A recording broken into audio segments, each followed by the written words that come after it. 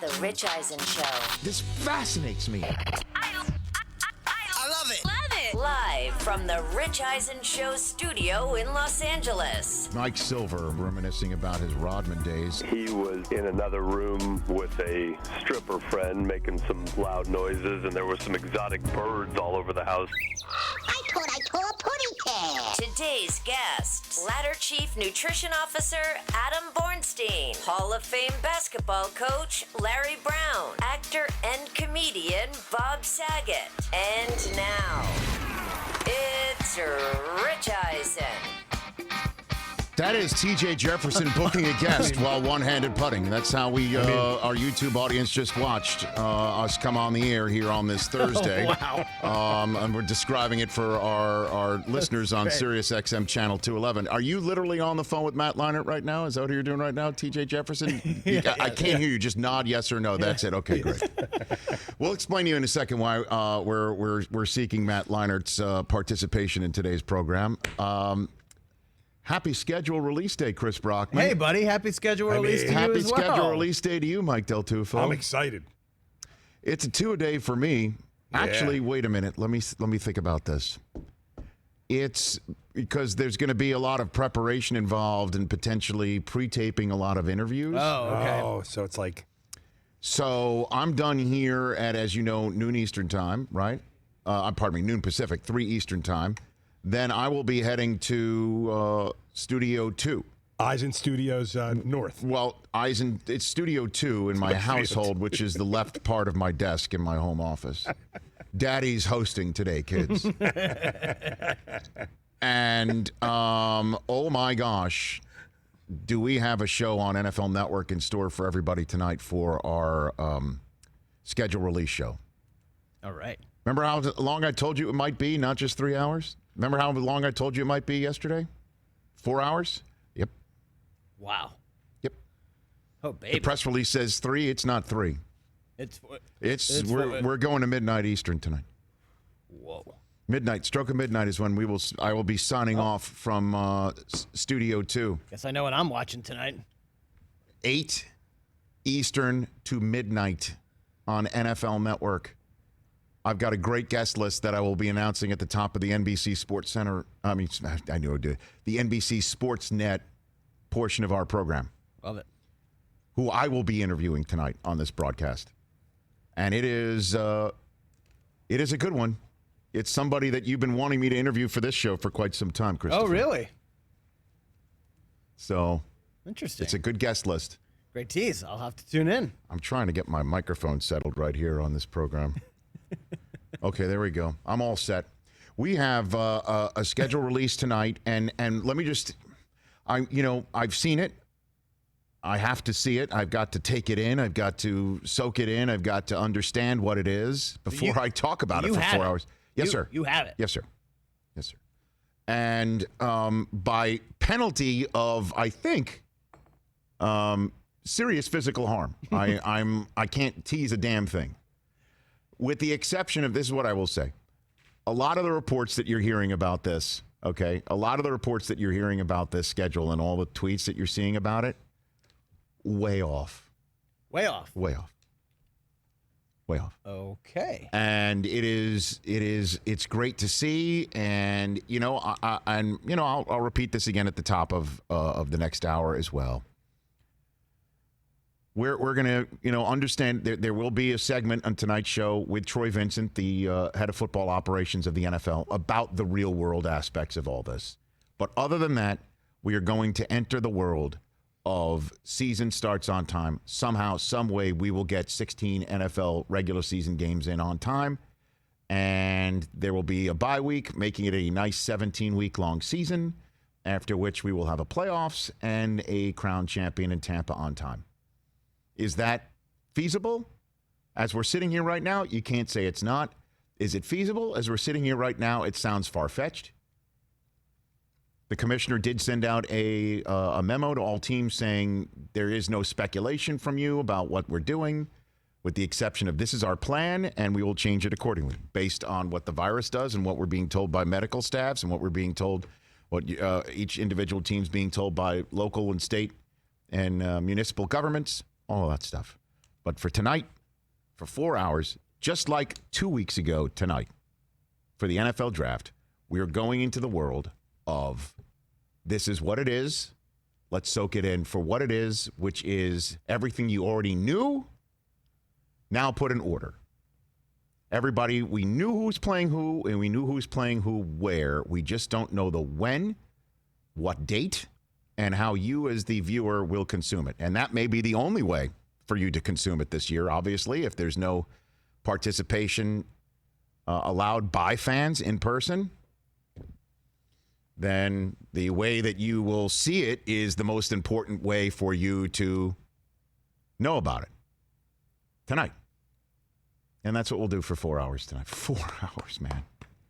So let's have fun. I don't have my mug in front of me. I just have my my coffee container. I come to salud. A little travel I'm guy. drinking All out. right. Hey. Salud.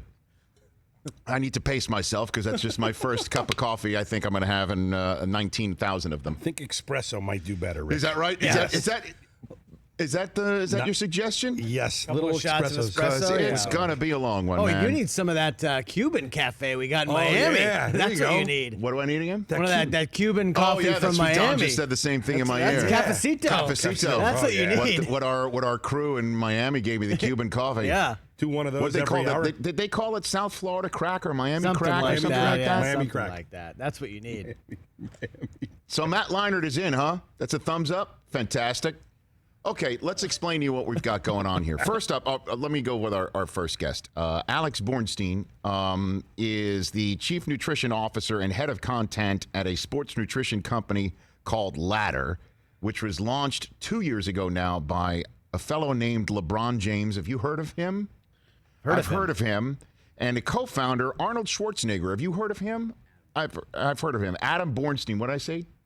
You said Alex. Okay, pardon me. Adam Bornstein is going to be joining us here on the program.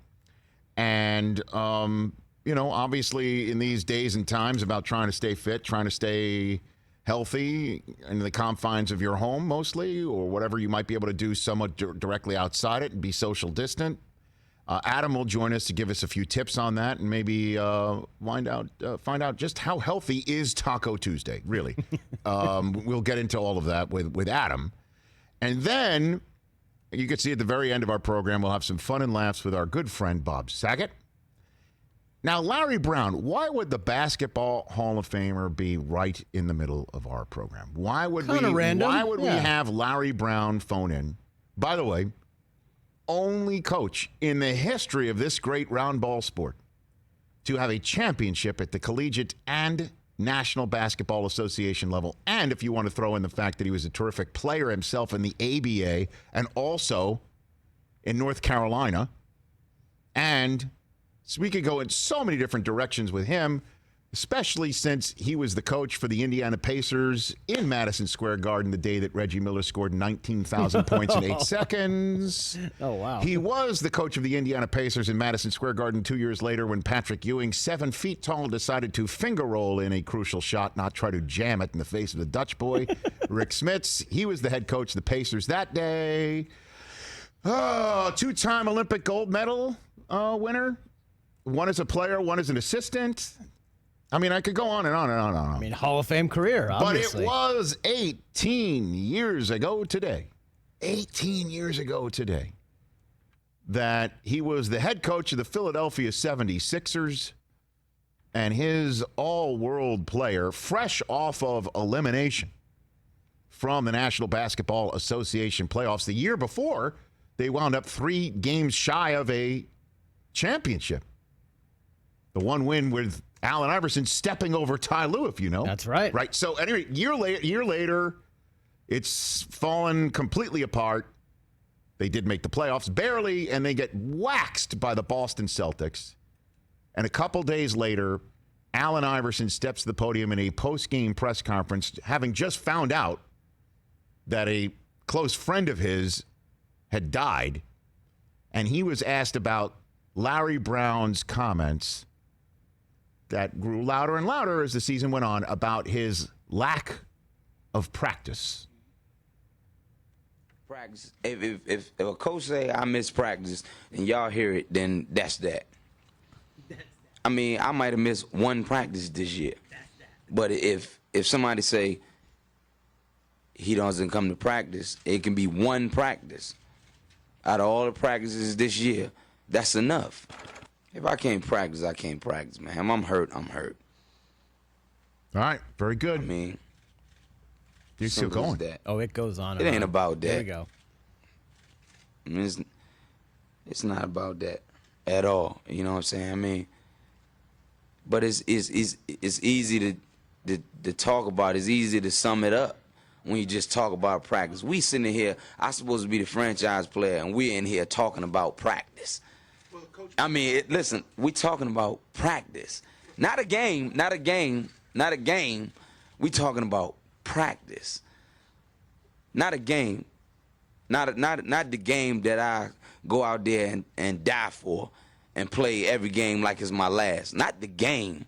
We're talking about practice, man. I mean, how silly is that, man? We're talking about practice. I know I'm supposed to be there. I know I'm supposed to lead by example. I know that. And I'm not shoving it aside, like it don't mean anything. I know it's important. I do. I honestly do. But we talking about practice, man. What are we talking about? Practice? We're talking about practice, man. We're talking about practice. We're talking about practice. We ain't talking about the game. We're talking about practice, man. When you come in the arena and you see me play, don't you? Absolutely. You see me give everything I got, right? Absolutely. But we talking about practice right now. But it's an issue that you're we talking about practice. Man, look, I hear you. It's funny to me too. I mean, it's strange to me too. But we talking about practice, man. We're not even talking about the game, the actual game, when it matters. We're talking about practice. I wanted to play the long one. Sorry, Rich. That was not the long one? That was the long one. Oh, okay. My God, that was like Inagata DeVita. Everybody knows. We talking about practice. Oh, I know that. The short one. That's just amazing to hear back. I mean, do you know how many times he said practice in the rant? All right. Take a guess. We'll reveal the answer later on. 25, maybe? So Larry Brown, we're like, let's get Larry Brown on. Let's get him on. Let's get Larry Brown on. Love it. And then we decided to make our poll question surrounding all this. 844-204-RICH is the number to dial here on the program. Chris, what's our poll question at Rich Eisen Show today? We're talking about sports rants, epic sports rants. Talking about rants. That's the GOAT right there. That's Mount Rushmore all by himself. Rants. Allen Iverson talking about practice. Not jokes. But what's the best NFL rant? NFL rant. There are some epics of all time. We have it down to 4. Okay. Are we going to play them? No, we'll play them at the top of the next hour. Okay, great. Dennis Green, they are who we thought they were. Okay. That is obviously on the list as well. Jim Mora, playoffs. Yes, correct. Herm Edwards, you play to win the game. Well done. And Bill Belichick, we're on to Cincinnati. Those are the 4. Best NFL rant of all time. Okay. And we decided, you know what? Let's just go head first into this whole thing. Let's just dive in head first to this whole thing. So later on, to discuss all of these, obviously, Dennis Green, may he rest in peace, the guy who entered the room right after Dennis Green's rant was the quarterback of the Arizona Cardinals, Matt Leinart. And I've always wanted to ask him, what was it like to be in that room after that rant? He will join us at the top of our third hour. Fantastic. On to Cincinnati.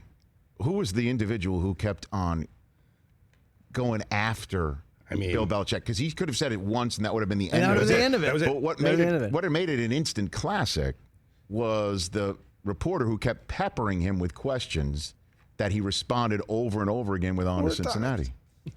I mean, our good friend Albert Breer. He will be joining us right after Matt Leinart. So Albert Breer will be next after Matt Leinart. yes. That's at the top of our third hour before Bob Saget. And then Jim Mora, the rant of playoffs. Jim Mora's playoff rant was elicited by a simple question about, are you going to make the playoffs after the team fell to 4-6 after getting waxed at home 40-21 by the San Francisco 49ers, whose coach at that time is also part of the 90 million hour extravaganza with me tonight, And Steve Mariucci will call in and give us a little bit of. Apparently, it's a great story of beating his ass and then him just the practice rant and how he heard about it. It's great stuff. Now we could go all in and see if Judy Batista wants to join us. Could, Herm. yeah. She asked the I don't know question how much of before there's not Herm. much of a story other than the fact that Herm, Right. for the coach of the Jets at the time, they fall to 2-5, and she just basically asked the question of, do you have to talk to your players about quitting? Do you have to talk to your players about giving up on the season? Was the words that she used. Right. And thus, that happened. So I don't know how much of a story there really is, other than just she asked the question and that's the end of that. It popped in her head. She asked it. And off they go. Hello. I know. So at Rich Eisen show to vote on this great question. Larry Brown. I mean, so much to discuss with him. Again, Game 1, 1993, Eastern Conference semifinal, Madison Square Garden. Knicks have the Pacers in Game 1 dead to rights. And Reggie Miller goes absolutely haywire. Haywire. And he's got to have a Jordan story, don't you think? He's got to have a Michael Jordan story. For sure. I don't think he was an assistant. Was he assistant on the Dream Team? I don't know. I saw Lenny Wilkins. I know PJ Carlissimo was as well. But he could have been an assistant on Jordan's first championship Olympic team, right? With Bob Knight, the one that was in the Last Dance as well. Because he was the Kansas coach at that time. Right, and that's where he went on that run. 11, by the way, we could go so far down a total. I could spend an hour with Larry Brown. The 11 losses by that Kansas team is still a record for most losses by a net-cutting championship squad in the history of the NCAA tournament. Wow. They lost 11 games, and it's just like, okay, that's that. Larry will be on the move again. And they won. Yeah, he was an assistant coach on the 2000 version of the Dream Team. Okay. So Of Larry, course, you mentioned as a player on the 64 team. oh my gosh. Olympic gold medalist. I mean, think about it, man. What a career. Unbelievable. What a life, a basketball life. If they did a show like Basketball Life, like Yeah. a football life, Oh, what a man. basketball life for Larry Brown. And again, 18 years ago today. I know where I was when the practice rant happened. I was up by my desk. I'll tell this story as well later on. I want to take a couple phone calls before we take the call of Adam Bornstein, Chief Nutrition Officer and Head of Content at Ladder. I was sitting at my desk, and the 6 o'clock Sports Center lit up like a Christmas tree when he did that. I was a senior in college. And I know this may be a fake memory. I don't know, but I think I do remember Stuart. I could swear. I would definitely swear this happened. Stuart coming over and saying, "This will be my story tonight." Okay.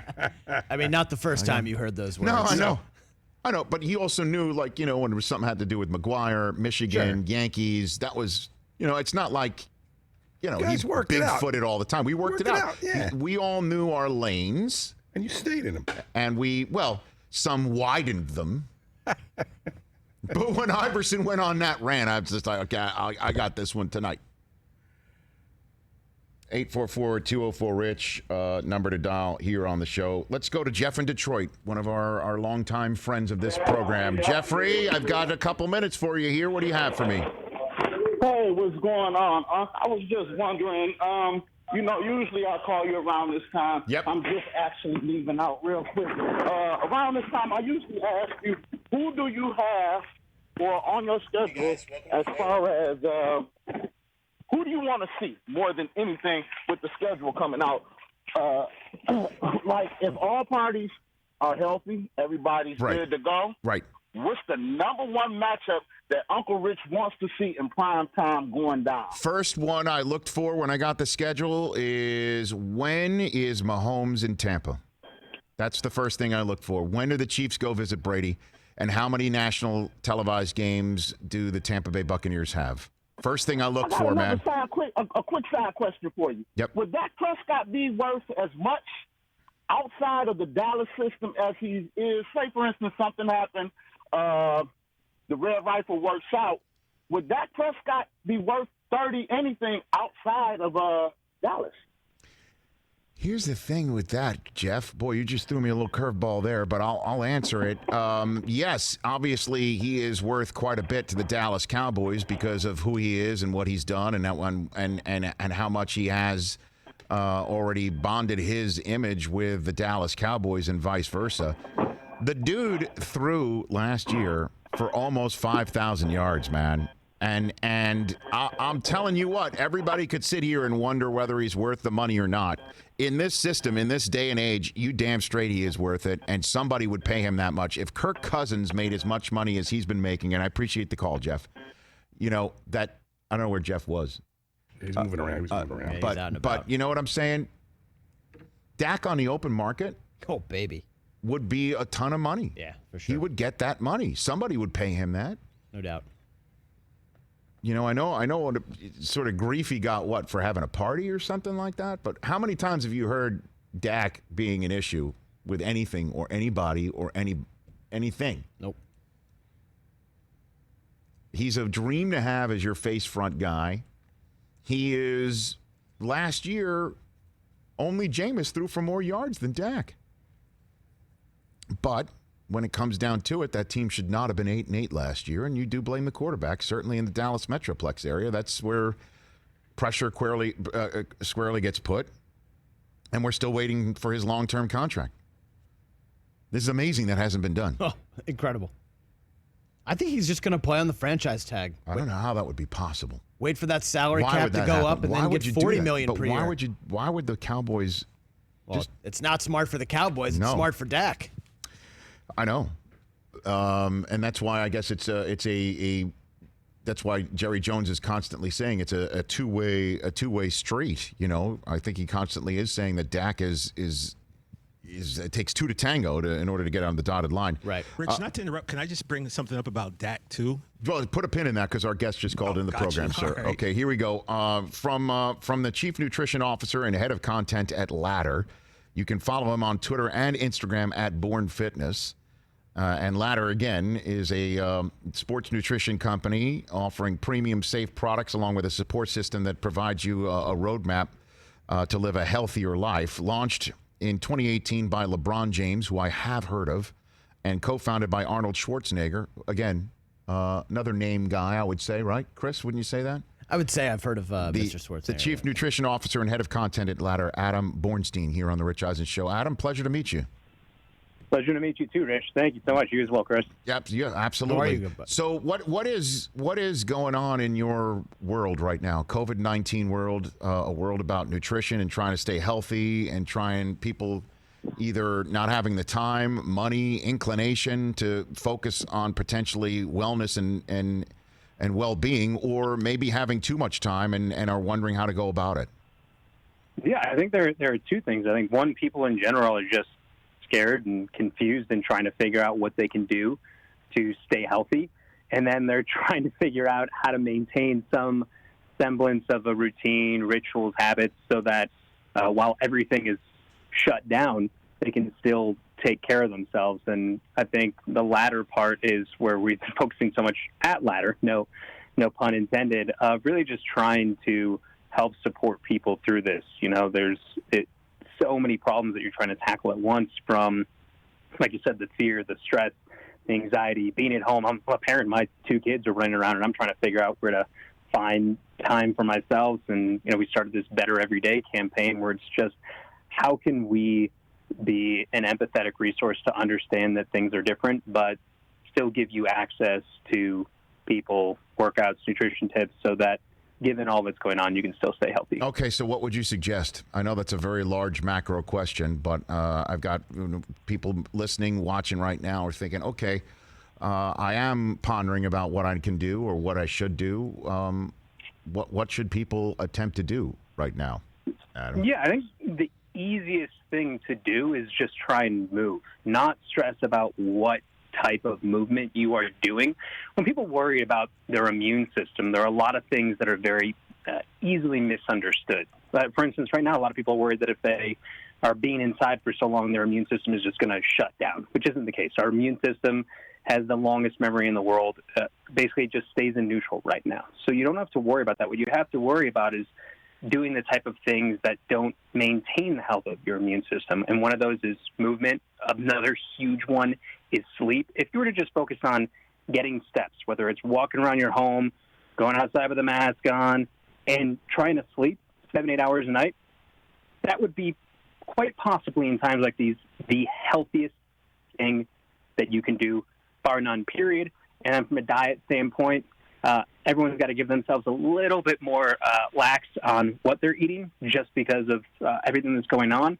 But what you need to know is that your immune system, as well as every other cell in your body, is made up of protein. So any type of protein that you can get into your diet is going to help just maintain the general functioning of your immune system. And how much protein is in 2 to 3 glasses of wine per night, Adam? I'm just, I'm just going to walk through the front door with maybe taking a moment for myself. It makes a wonderful compliment to the 40 grams that you will find in a steak. So there you go. All right. I'm drinking more wine than I used to, Adam. I'm not going to lie to you, to use the Godfather phrase. And, it is just it's just an interesting time, man. I am trying to, get on the bike, walk around. I have 3 kids myself. This job, that, schedule that's being released tonight. It is just, and I'm wondering how you also deal with people who are telling you that they're just tired. They're just fearful. They're just a little bit wiped out by figuring out whether something they touch or something they go outside might give them COVID-19. Right. I think one is, again, there's so much as just understanding that it's okay to be stressed or maybe even drink a little bit more. I'm with you on there. I find my my alcohol consumption has definitely increased during the pandemic at home times. That for a while I just blamed it on all the digital happy hours I was doing, and then I just realized that maybe I really like wine a lot. Right. So it's one of those things that in times of stress, the best way to calm down is to identify and accept the stress. We create more stress by rejecting what we fear, whereas you almost inhibit that stress by accepting that this is a difficult time, and then realizing, well, aside from all political aspects, the reason why people stay at home in general is that this is a novel virus. And what that means is that our body is so smart that once we come in contact with something, our body can learn it and hopefully defeat it. What's so difficult about the coronavirus, COVID-19, is that we haven't seen this before. So there's no way for us to create, unfortunately, this protective shield. So if we know that distancing and washing our hands is the closest thing that we have to a protective shield, we try and do that to the best of our abilities, being cognizant that people still have to find a way to work, people still have to find a way to get through with their days, and know that there is no perfect solution here. And, the prescription I give to most people is try and keep yourself calm by making sure you sleep enough. Try and give yourself grace by not holding yourself to the same standard that you did before, and realize that in time we're going to understand this a lot better. The hardest part is we just don't know. The benefit of science is that we usually have time on our hands to figure it out, to test vaccinations, whatever side of things you stand on. We usually benefit from time, and this did just kind of sneak up on us, and the unfortunate thing is we need time in order to have more answers. 844-204-RICH is the number to dial. If you're on hold, stay on hold. A few more minutes left with Adam Bornstein, the Chief Nutrition Officer and Head of Content at Ladder. How'd you get hooked up with LeBron, Adam? It was one of those lucky situations where I had known Arnold for many years and worked with him on a variety of projects. And if you go back to NBA Finals, the cramping game, one of those moments that a lot of people still, think of when they think about LeBron. And what they don't know is that off season, it was just he went to his trainer Mike Mancias and was like, "We got to overhaul everything." Now, I think a lot of people don't give enough credit that LeBron logs crazy minutes, and it's inevitable that even someone who appears superhuman is going to have some breakdown. And he looked at his training, he looked at his nutrition, and he looked at supplementation. And the supplement industry is one that, while well-intentioned, is just very, very misguided. A lot of lack of regulation, and the advice that Arnold gave LeBron, their friends, was go ahead and make something on your own, because you can't run the risk of taking something that just isn't what you think it is, or potentially puts you at risk of you failing some sort of drug test. And that's why I was brought in to help formulate products just for LeBron originally, and after a while of taking them and loving them, the fundamental question was, if LeBron had this problem. A guy who has access to everything in the world. This is probably another huge issue for other athletes and just for anyone in general who needs to take supplements that they can trust, that can support their general health, and that they know is going to have exactly what they need for their body. Well, and then, the conversation with LeBron in particular is how much mileage has been on his body that other players don't have because they haven't made the NBA Finals as much as LeBron right. always 9 years in a row does. Right. It's unreal. Right, up until last year, and we did seem to see a rejuvenated, as he referred to himself, washed king. How do you, as somebody in charge of his fitness and nutrition in a way and his company, did you like that washed king hashtag, Adam? I mean, I like it because I like anything that gives people an edge. I mean, you've sure talked is. about it a bunch. You see everything that's going on with the Last Dance and Michael Jordan mentality, that Mamba mentality. I think it's something that LeBron has as well, and picking up any type of slight. I mean, it's interesting because, a lot of people were talking a lot of trash about LeBron, but most of the conversation was more about, he wasn't the best player in the world anymore. And I love anything that allows him to go out and say, you know what, I'm still here. And it's great to watch the best competitors in the world still find things to fill them up. I think it's a great lesson for anyone. You don't want to necessarily become bitter with the world, but I think it's important to have things that motivate you. Almost that obstacle is the way. It's very easy to look at something that's frightening, scary, intimidating, at even times like this, or you can look at it as an opportunity. And I think he saw that as an opportunity. It's not where he wanted to be. I'm sure you ask him, he would tell you he would have rather been in the finals, but that extra time to heal up, obviously he was dealing with some injury last year, to again refocus and evolve his training and what he can do. And you were seeing it during the course of the year. And myself, like you, and I think the rest of the world just can't wait till sports get back. Oh, tell me about it, man. So what, Adam, what can you tell me about, what can you share with people about how LeBron or others that you might be familiar with, but obviously LeBron is number one, staying in shape and when we might see the NBA back? Is there any insight you can give us into what he has been up to and what you might know? He's been training really hard. So I was even talking to his trainer again, Mike Mancias, this morning, and it's circuit upon circuit training. So what he's really trying to focus on is just keep that cardiovascular conditioning up, keep that strength up.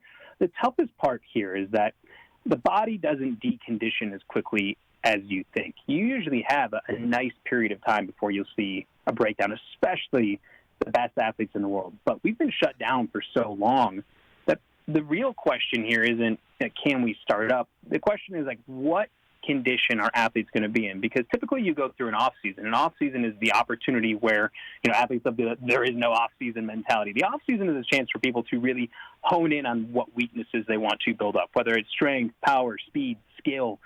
Pre-season is then where you get conditioned for your sport. You see it, obviously, in spring training. You see it in preseason basketball, NHL, football, everything.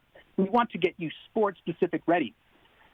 We're going to open things up, and it's not that people aren't going to be able to play. The question is, how much are they going to be able to build up that sport-specific conditioning where they are peaking at the right time? And we've never seen this before. These players are going to come in fresh, essentially, from the bumps and bruises. We even talk about injured players where certain people just suddenly reappear on rosters that have been out all year. But then we also have, are you actually not going to be in shape, looking good to the naked eye? Are you going to be in game shape? And usually that takes about 6 to 8 weeks. It's not about feeling good. It's about being ready to play 40 minutes. So I think what will be interesting is you're going to have people who don't have the wear and tear of the season, but they don't also have that in-game conditioning that you typically get to ramp up for, because there's no way for people to begin the ramp right now. We don't have a start date, right? I mean, NFL schedule is supposed to come out where everyone's playing this guessing game of you want to peak at the right time, but how can you know when to peak if you don't have that end date right now? Well, I thought you'd say the biggest problem was that every day's Taco Tuesday now, Adam. Yeah. Right? I mean, it could be. that is also true. Yeah, I mean, how much caloric intake does a Taco Tuesday actually endeavor? I mean, what is that like? I gotta tell you, tacos are actually pretty healthy. Okay. I mean, assuming that every part of your taco isn't crunchy and fried, tacos are a balanced meal. You get the protein in there, you get carbs, you get fat, and it's delicious. I mean, I think it might be one of the more perfectly engineered meals. Okay. When we start deep frying everything or put it in the air fryer, that's when things can go a little crazy. Have you been part of a virtual Taco Tuesday, Adam? Have you zoomed in with the James family and enjoyed that on Tuesday? I have not. I think I would enjoy more of the dancing and singing more than anything, but I know what my next request now is. I now have a new bucket list item. I don't know. Who did we suggest that to? Didn't we suggest that to somebody else, too? Oh, yeah, Kyle Kuzma. We told him, I'm like, come on, Kyle. Where's the Zoom invite? Before I let you go, Adam, what is the Better Everyday campaign that Ladder is putting out there along with their Ladder Hydration, the first new product category? We've been seeing some photographs of that, of LeBron hydrating as well throughout this conversation. Yeah, it's really our way to help people through this. Like we said, everything is different right now, and no one wants to feel like they're being weighed down. So we're trying to give people exclusive, really unlimited access to all the resources that we have. So it's workouts, it's nutrition tips, it's recipes, and then even on our social platforms on Instagram every day or during the week, we offer different programming, whether it's those live workout stretches so that people who are dealing with back, knee, shoulder issues can feel a little better. Every single Monday, we're trying to do just a live motivation talk. So 2 weeks ago, we had Arnold come on and just give some motivation and tell stories. Just a few days ago, we had Maverick Carter, who obviously runs several businesses with LeBron, come on and talk about hardships that he's made his way through. And I think really at Ladder, our job is to just help empower people so they can hit that next level. And right now, the next level might be different what it typically is, but it doesn't mean that you still can't feel good about what you're doing. And hydration is the latest product that we have. It's just really a more effective way to hydrate, especially if you're pushing yourself through physical activity. Has the full spectrum of all the electrolytes that your body needs, the exact amount of carbohydrates that help you hydrate and refuel. So really, maybe more than ever, a wonderful compliment, since I feel more people are finding themselves not being able to go to the gym, having to get out, like you said, go on a bike ride, go on a run, and really just help make sure that people are taking care of their bodies. Adam, really appreciate the time, man. Pleasure to meet you here. Hopefully in better times we can actually meet in person. You could see the physically sculpted individual that I am when you actually lay eyes on me as a 50-year-old man, soon to be 51, who's drinking way too much wine right now. So hopefully you still got that blazing 40 though, and I look forward to those times very much. Thank you so much for having me on, and you stay safe. I appreciate you mentioning my blazing 40. I thought you were just mentioning blazing pizza. I thought that was just the whole LeBron thing here, but I appreciate you doing that. Thank you for the call. I appreciate it. That's Adam Bornstein, the Chief Nutrition Officer and Head of Content at Ladder, best-selling New York Times best-selling author, at Born Fitness on both Twitter and Instagram. Right here on the Rich Eisen Show. Who knew tacos were so good for you? He is Father of the Year. He's been serving nutritious food to his children and his wife. Amazing. Keeping the James family happy and healthy. I bet you I might be able to go toe-to-toe with LeBron James in the wine drinking. I'm in postseason form right now. You're peaking at the right time. I'm probably peaking too early. Yeah. To be very honest with you. I mean, how many bottles? I don't even know. Kidding. I'm joking. Rich. But just I might have the Rich Eisen. If I have the Rich Eisen Show mug with me, it's Studio 2, around 10:30 Eastern, 11 o'clock Eastern, 8 o'clock right around now. There might be something other than water in that thing. You know the thing to put the just little throwing tea that thing? out there. People put the little tea thing on it. Oh, I know that So to make it look like it's right. Yeah, I saw that on one of the many Rex Chapman. Great life hack. By the way, the Twitter feeds of Rex Chapman and Frank Caliendo, I think, are getting me through all of this. Without a doubt. You know what I mean? Without a doubt. Their Twitter handles, Rex Chapman and Frank Caliendo, right now are much needed. Much needed. Hey, folks, Geico is there to make your life easier. If you own or rent your home, which is hopefully, knocking on wood, most likely everyone that I'm talking to right now, you can go to geico.com and get a quote to see if your homeowner and or renter's insurance can be combined with your auto insurance and make your life easier, more efficient, more streamlined. It's Geico Easy. Go to geico.com, get a quote, and find out what Geico can do to make your life easier. Geico.com, right here on The Rich Eisen Show, that you can also listen to on demand, podcast1.com/Rich Eisen. Go to Podcast One every day to listen to us.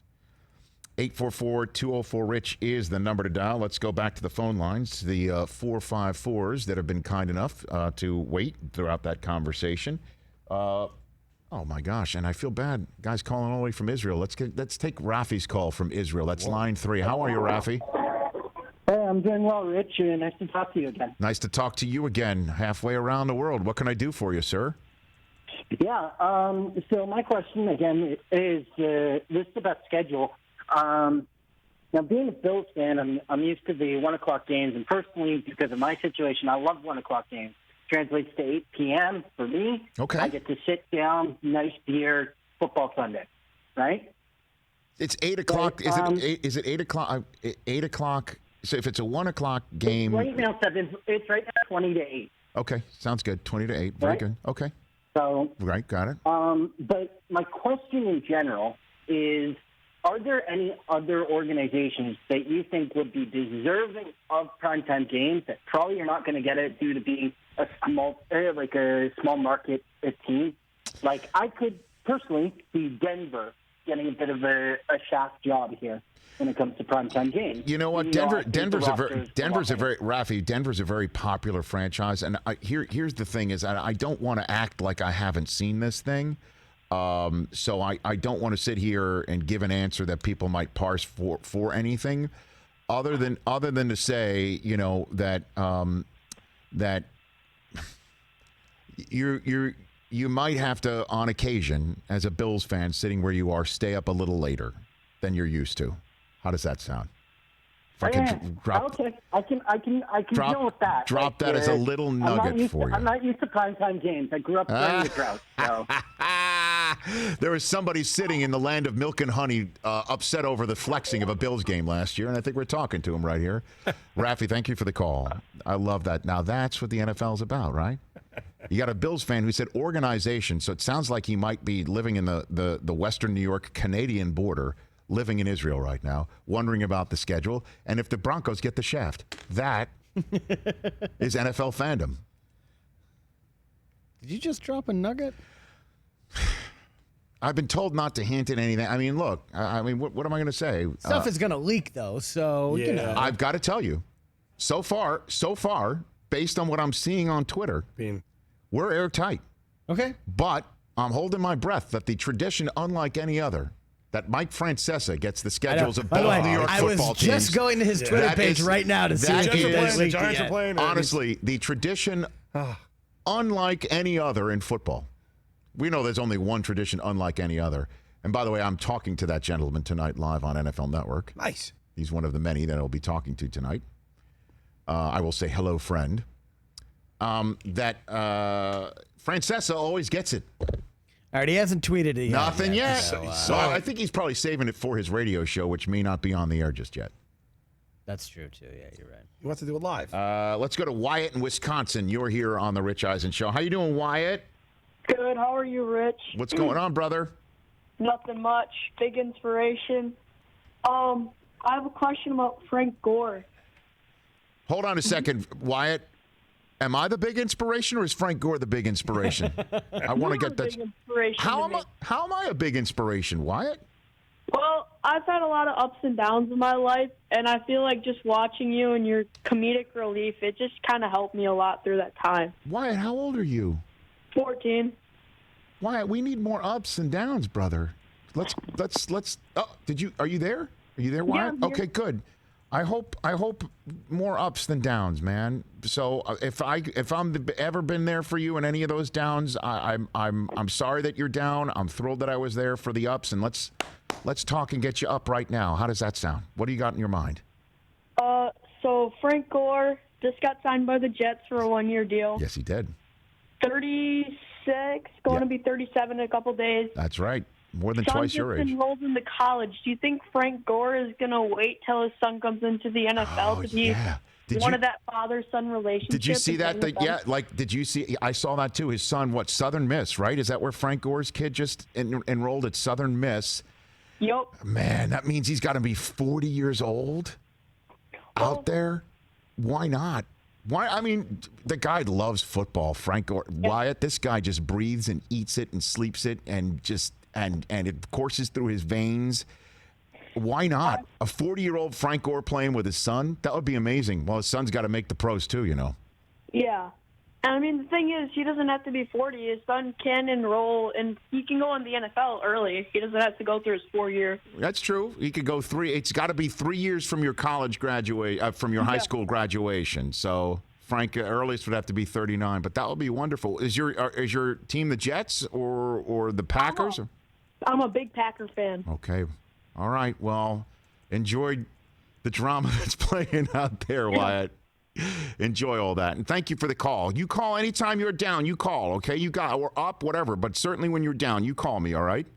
Okay, Rich, I got you. You got me. I got you.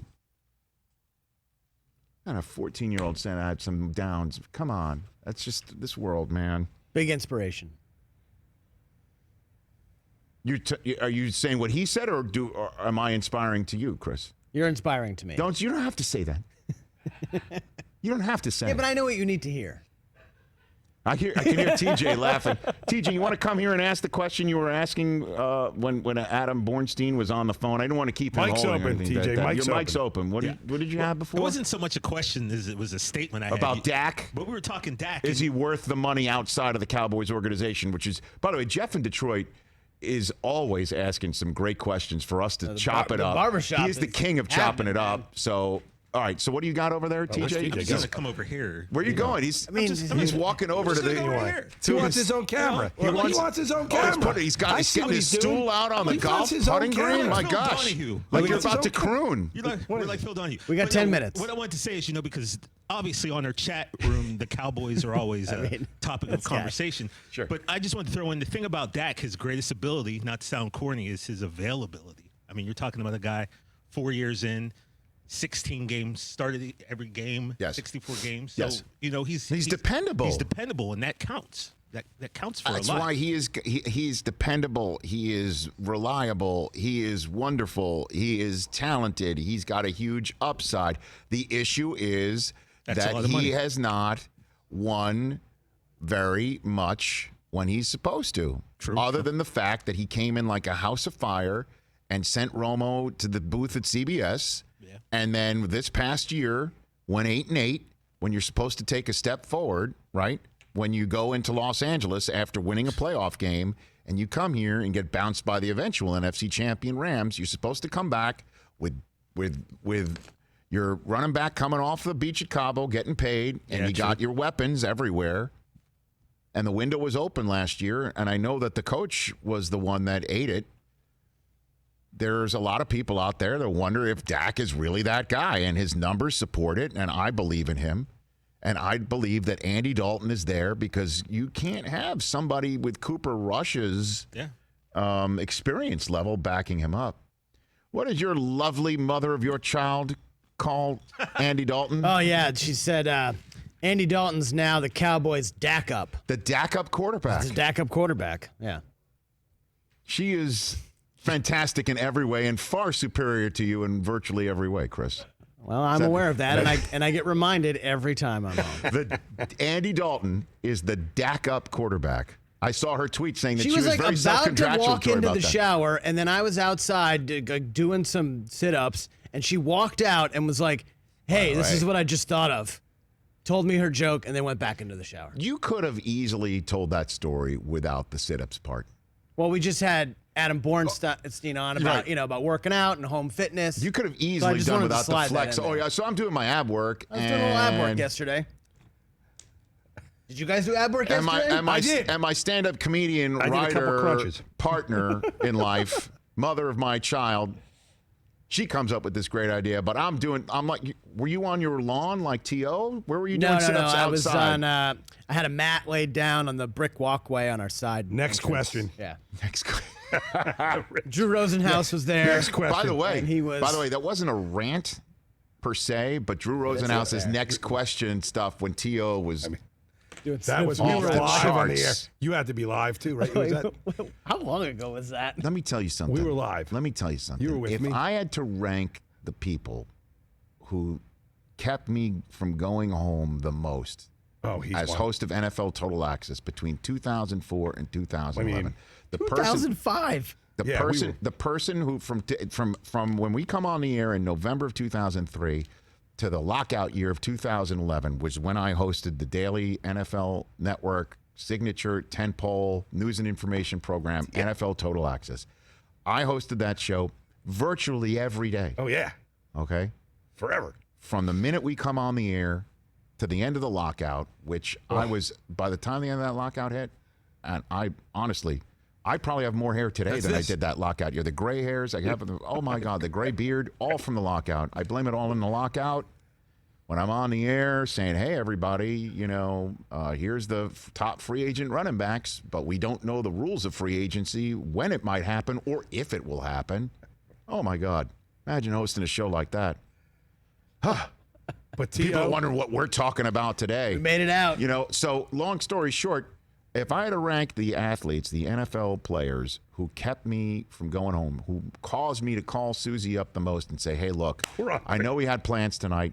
Hey, I know X, Y, and Z, but I just, 2-3 more hours from now is when I'll be home. Brett Favre. Oh, yeah. Number one. I agree. And 1A, Terrell Owens. 1A T.O. From the sit-ups to all of that stuff.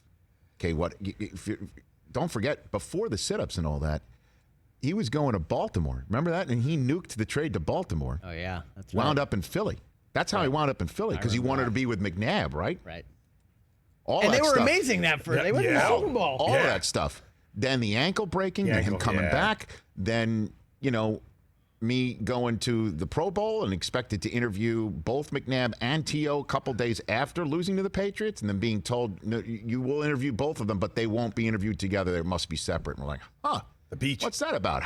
How might that play out moving forward? And then the sit-ups on the lawn and all of that stuff, and then the calling 911. You remember that? Oh, yeah. And then number 3 is Big Ben. That's right. Number 3 was there's a lot of Big Ben stuff that went down. Where I'm like, hey, something's going on with him. So how do we even get in on all that? I don't know. But speaking of Big Ben, did you next question? Did you see what Jake? Next question, which is again tying into that. Thank you, because that ties into the rants. Right. That's not really a rant. That was like a press conference Q&A. Nor so you could say Belichick's not really ranting. I'm on to Cincinnati. No, but it was pretty amazing. That qualifies as a rant for Belichick. Oh yeah. You could say the Mona Lisa veto soliloquy was more of a rant than anything that we played yesterday, because it was delightful. And that was Belichick in his, that's him being sarcastic. Right. That's his sense of humor. That's his sense of humor. Yeah, I'm not, I don't know about the science of footballs. I'm not the expert. Do you have that? I just want to hear that one more time. It, which is the best I just want to hear that one more time. It's so much fun. It's so much fun just to hear that. Because our poll question today is all these rants, and we'll play the on to Cincinnati back and forth. I'm not a scientist. I'm not an expert in footballs. I'm not an expert in football measurements. I'm just telling you what I know. Would not say that I'm Mona Lisa Vito of the football world, as she was in the car expertise area. That he then went on to explain who she was. What went on in his head? Now, to bring car that up? expert. Should I pick a nit here? Should I nitpick? Well, she's not really a car expert. She was a tire expert, right? Well, no. She's all of her brothers and fathers and uncles were mechanics. And grandfather. She grew up in the shop, so she was considered an automotive expert. Right? And he goes, yeah. Remember, they asked for her the judge asked for her qualifications, right? And she just rapped. The perfect timing. By the way, the judge played by the great actor Fred Gwynne, mostly known as Herman Munster. By the way. Oh, right. May he rest in peace. I love when the other lawyer goes, "She'll do." Yeah, she gets done. But that other lawyer is phenomenal in everything. He's that guy in every movie. I think his name is Lane Smith. By the way, I think you're right, Rich. I don't know why I know these things. I do not know why I know these things. I do not know why I keep these things in my head. Lane Smith, dude. Yeah, I worked on a movie. Did you work on a movie with him? Yes. And Scott Baio and Liza Minnelli. He plays the evil coach in Mighty Ducks. Elizabeth Montgomery movie, the one I did. That him. Belichick just has his Mona Lisa Vito. Great, that guy is in a car. Expert. I mean, oh my God! Where does he think that? Belichick? Where did Mona Lisa Vito come? Where did that come in while he's there? He's like, I'm going to quote. I'm sure he's thinking about this. I'm sure he had days to stew about it. He had days to sit there and go, are you kidding me? Is this really happening? Did we just not destroy the Indianapolis Colts and send Andrew Luck back home with his tail between his legs? Did we not just do that? And you're telling me a ball that my quarterback had intercepted gets measured for seeing if it was illegally tampered with to help him? Is that what you're telling me? Are you telling me I've got to go off to Arizona right now to this Super Bowl, taking on the defending world champs in the Seattle Seahawks, preventing them from going back-to-back? The guy who I succeeded here in New England is the guy I'm facing? And his legacy is going to be built on the backs of my team that is now going to be torn asunder by this stuff? So I'm sure he had some time, and maybe while he's staring at the ceiling because he's losing a little bit of sleep over it, what pops on the screen? My cousin Vinny. But my cousin Vinny. It's entirely possible. I might have just sleuthed it out. I knew that. Right? Oh, baby. Larry Brown on the 18th anniversary of the practice rant. Bob Saget. We talking about practice. We're talking about Saget, man. Not Stamos. Not Stamos. I was just going to Not go. Coulier. Not Coulier. Not Coulier. But Saget. Not Lori Loughlin. Oh, my word. And then our poll question is just dynamite, and we're going to just dive headfirst into it about the best football rants of all time. 844-204-RICH is the number to dial. When we come back, hour number 2, and we will be joined by our friends at NBCSN.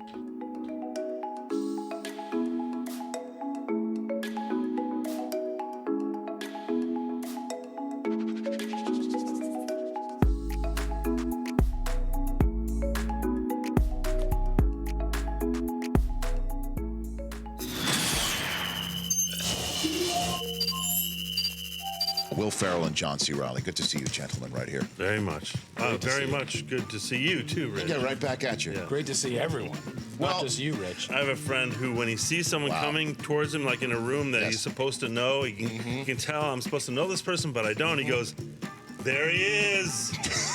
There he is. How are you as a ref, though? I'm strictly what's called an AR, assistant referee. So I'm the guy who runs on the sideline with the flag. I thought AR meant whole ref. Well, that's what. The shorts are pretty short, too. I mean, they're stocked in length right there.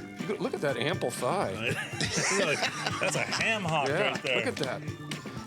That's ready for market. So you might want to smoke that for a couple days. You guys want to slice? Put some hickory around it.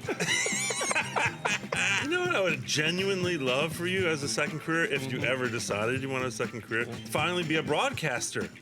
Be someone who's calling color.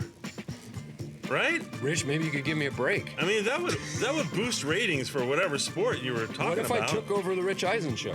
Ron Burgundy did help announce the National Curling Finals in Ottawa, Canada. And they had all these ads for Tim Hortons Coffee, which is a big coffee chain for our Canadian listeners. And I just kept saying, all this signage, I'm like, who the hell is Tim Horton? Who does he think he is? Is there any possibility that we see a Step Brothers sequel? We haven't never talked about this face-to-face in public. No, we haven't. So let's break some ground here.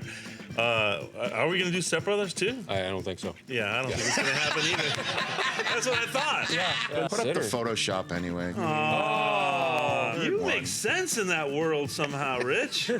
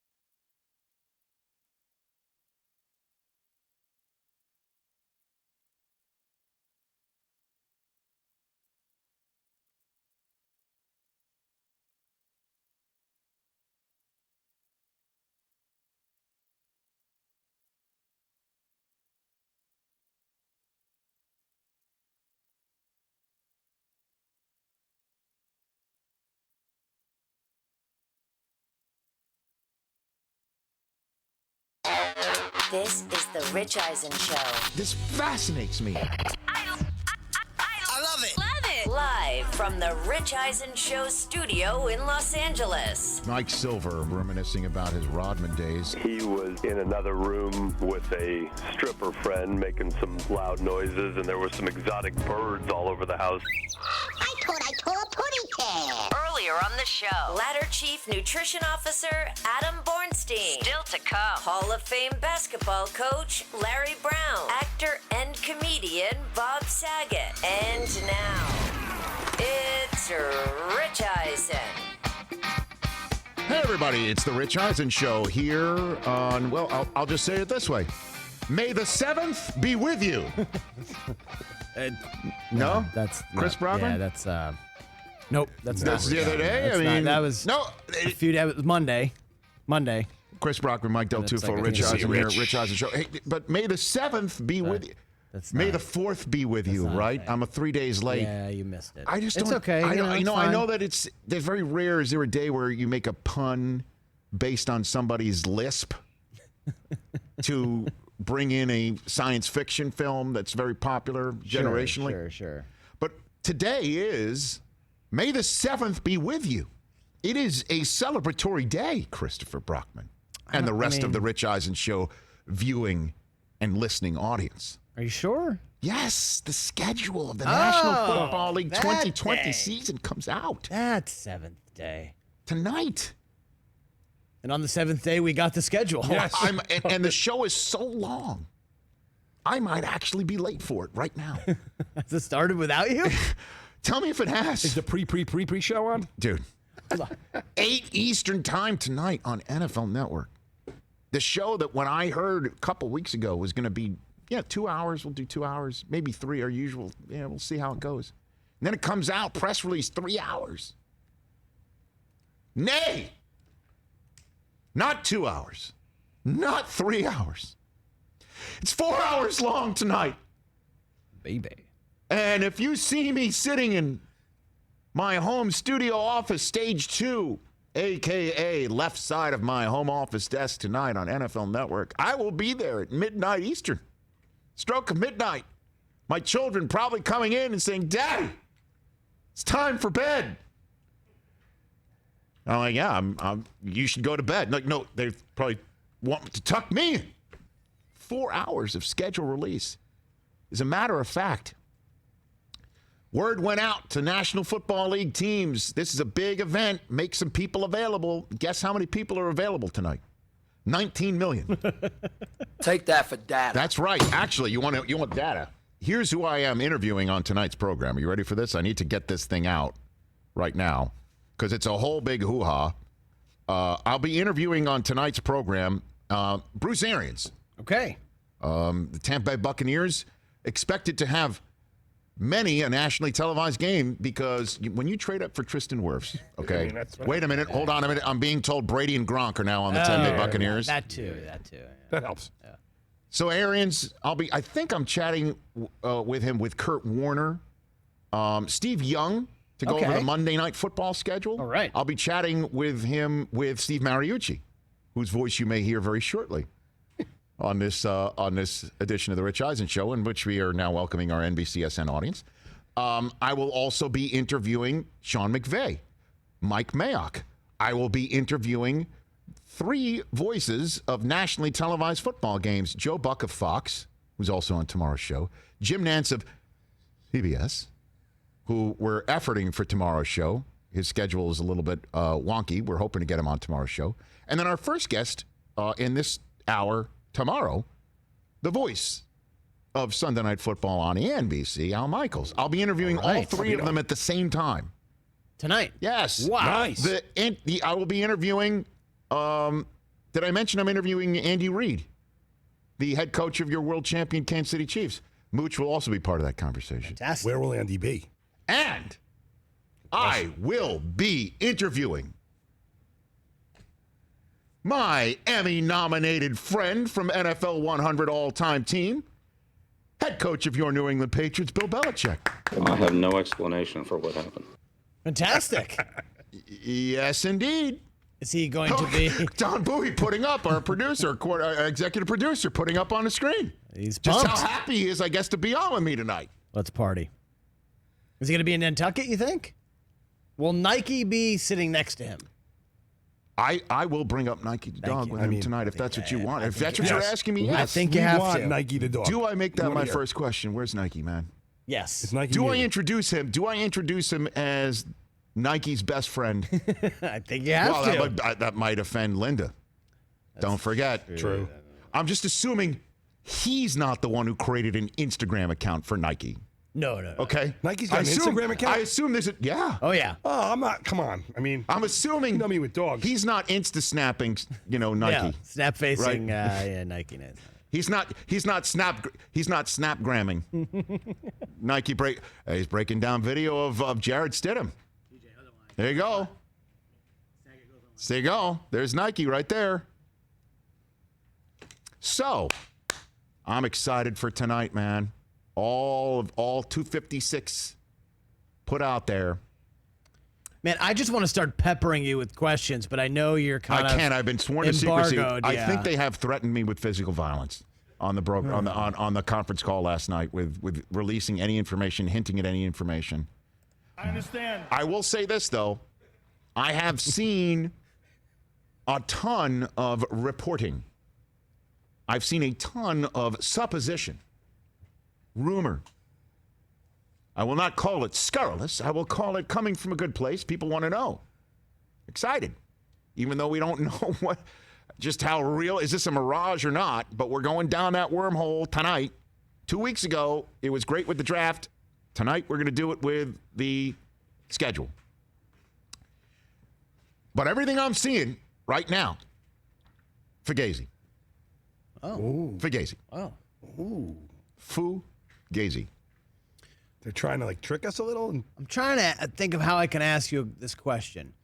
What team are we going to be surprised that maybe gets a little more primetime action than a lot of people expect? The Jets, because they're going to go 14-2 based on what I saw. Does that answer your question? That's great. I'm happy for Jet fans everywhere. 14-2, baby. I'm happy. Congratulations.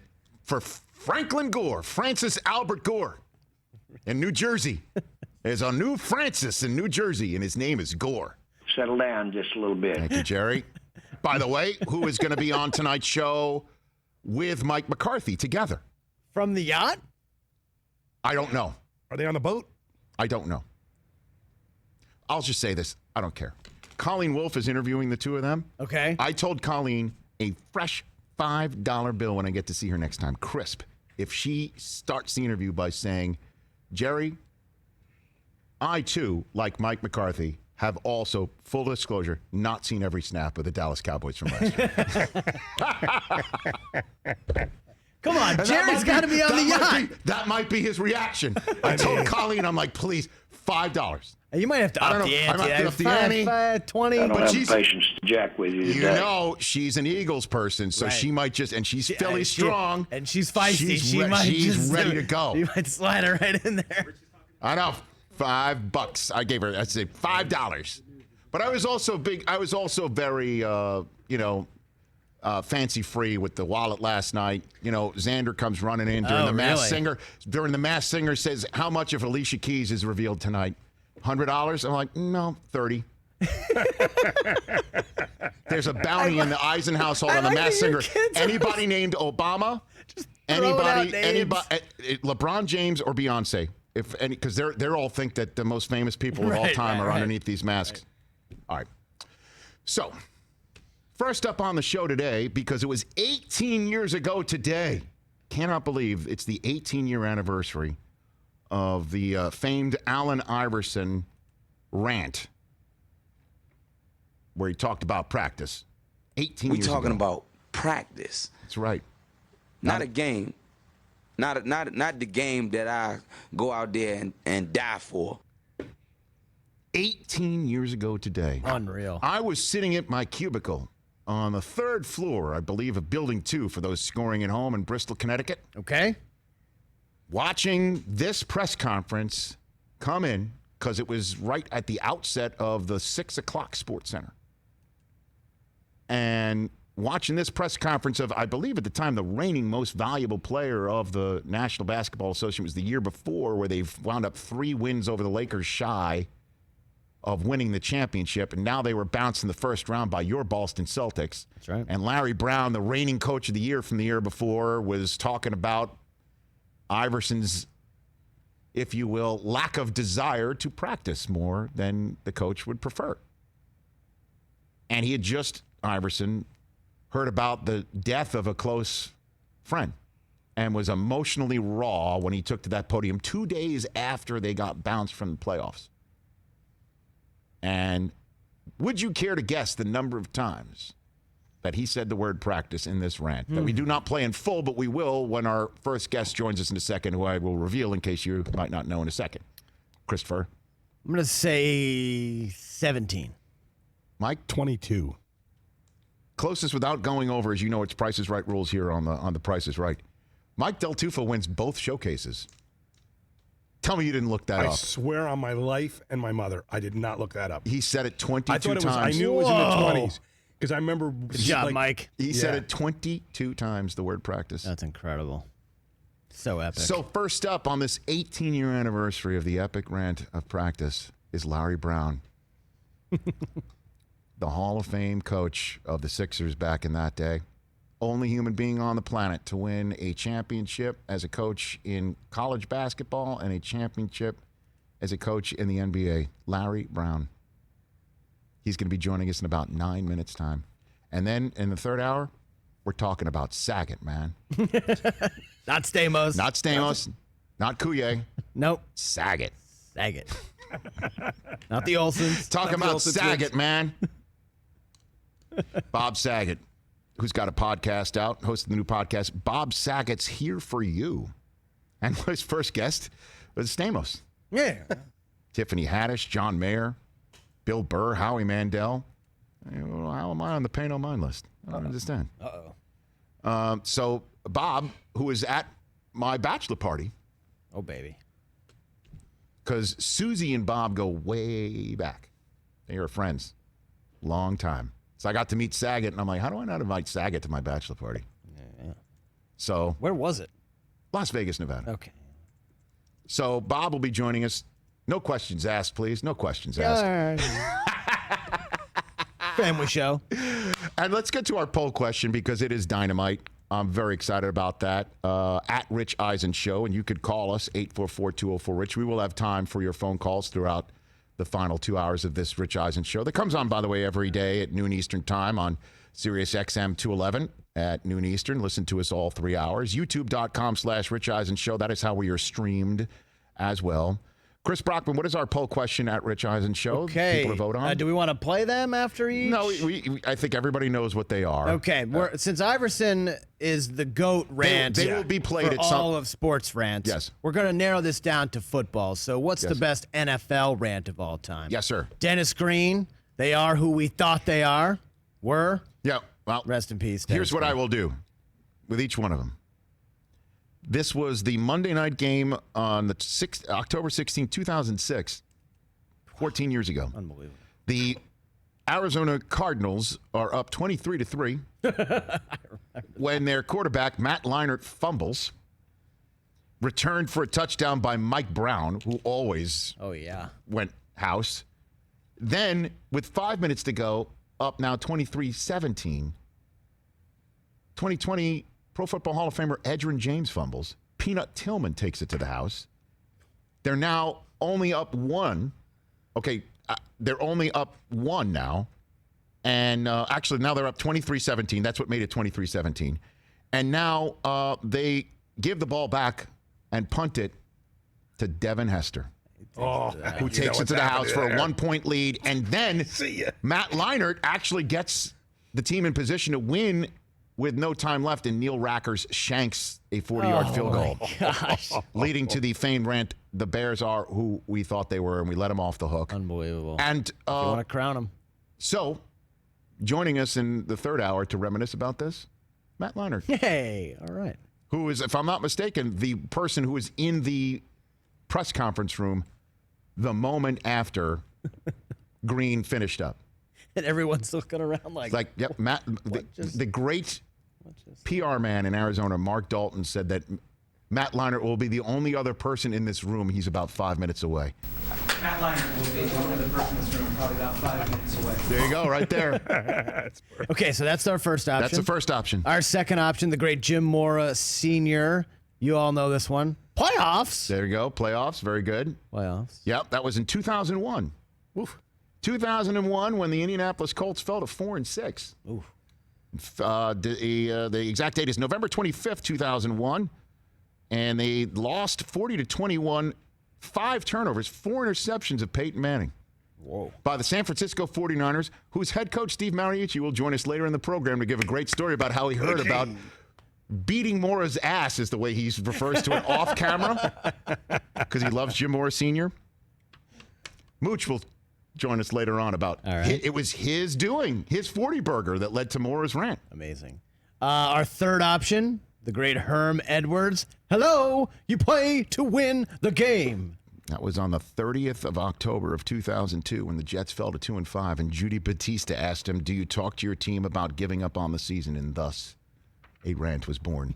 By the way, I must add, the Jets made the playoffs that year, and that was the year that they spanked the Indianapolis Colts 41-0. Dang. And then your last one. All right, and the last one, Bill Belichick from a few years ago after they get spanked on Monday night. Bill is on to Cincinnati. Oh, my gosh. And the person who peppered him with questions, because he could have just said it once. Could have just said it once, moved on. On to Cincinnati, but somebody peppered him with questions to keep on going on. And Belichick has subsequently said that person could have asked it 103 times. I would have given the same answer. The person who asked the questions, Albert Breer of Sports Illustrated. He'll join us after Matt Leinart at the top of hour number 3 to talk about it. Fantastic. Moving on to Cincinnati. At Rich Eisen Show, vote right now. But it's all born out of the 18th anniversary of the practice rant, which we will replay for you in all of its glory when Larry Brown will join us about his recollections of this day. 18 years ago. Man, the time flies. Back on NBCSN and more in a second.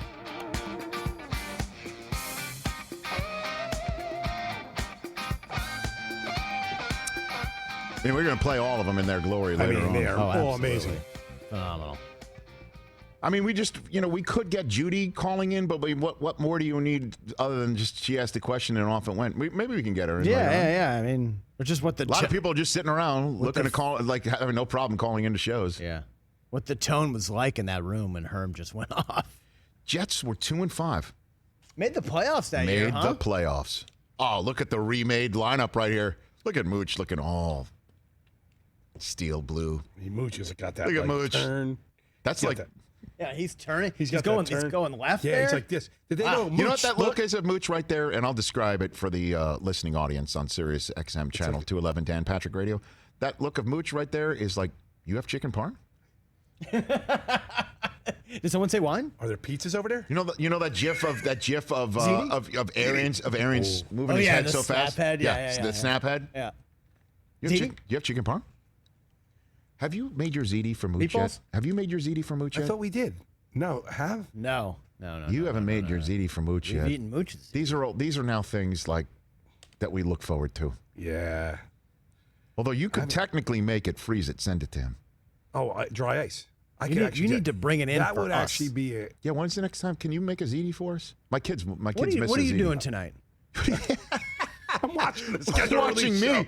We're going to be watching the schedule show. Just make some ziti while it's on. I could turn the television. That's what I'm saying. Did I mention that I'm on the air for 4 hours tonight? Did I mention that to you? So what time do you start? You start 5 Pacific? That's true. Pasta 5 is Pacific. tough to find on the shelves. I got the ziti at home. Yeah. Oh, by the way, I forgot. I'm also interviewing Vrabel tonight. Oh man, are you going to ask him what was going on at his house? What's going on at his house? Like what type of Titans zoo? What circus is going on at your crib, buddy? Who referred to it as it? Kingsbury referred to it as the circus, the Vrabel circus. Yeah, like what is going on over there? Right. And you got to ask him. I mean, a little blue friend from there. Was his kid going number 2 in the background? Stop it. He's already said that he isn't. Oh, okay. That's the last thing I'm going to do. All right. Come on now, man. Titans have an interesting schedule also. as you know. I'm already seeing leaked about who the Bucks open with. Say that again? It's been leaked who the Bucks are opening with. Don't even mention. I'm not going to mention. I'm not going to mention. I was just scrolling Twitter and someone posted Why it. do people do this? Like, even just stop. I don't know, man, because it's out there. And I don't want to be spoiled. I want to find out tonight. Mm-hmm. So now I'm going to have to mute schedule on Twitter. Yeah. You That's should it. just I'm gonna just mute stay the off word Twitter. schedule. Just stay off Twitter till 5 o'clock. Yeah, people why do they I have to don't be know, the man. first? It's like I they don't got to know, be, man. just let it happen the way it's supposed to happen. I don't know, man. All of us at NFL Network, we're trying to do our best. I know, Rich. Loose lips, man. Loose lips. All right, we're back with the great Larry Brown in a second.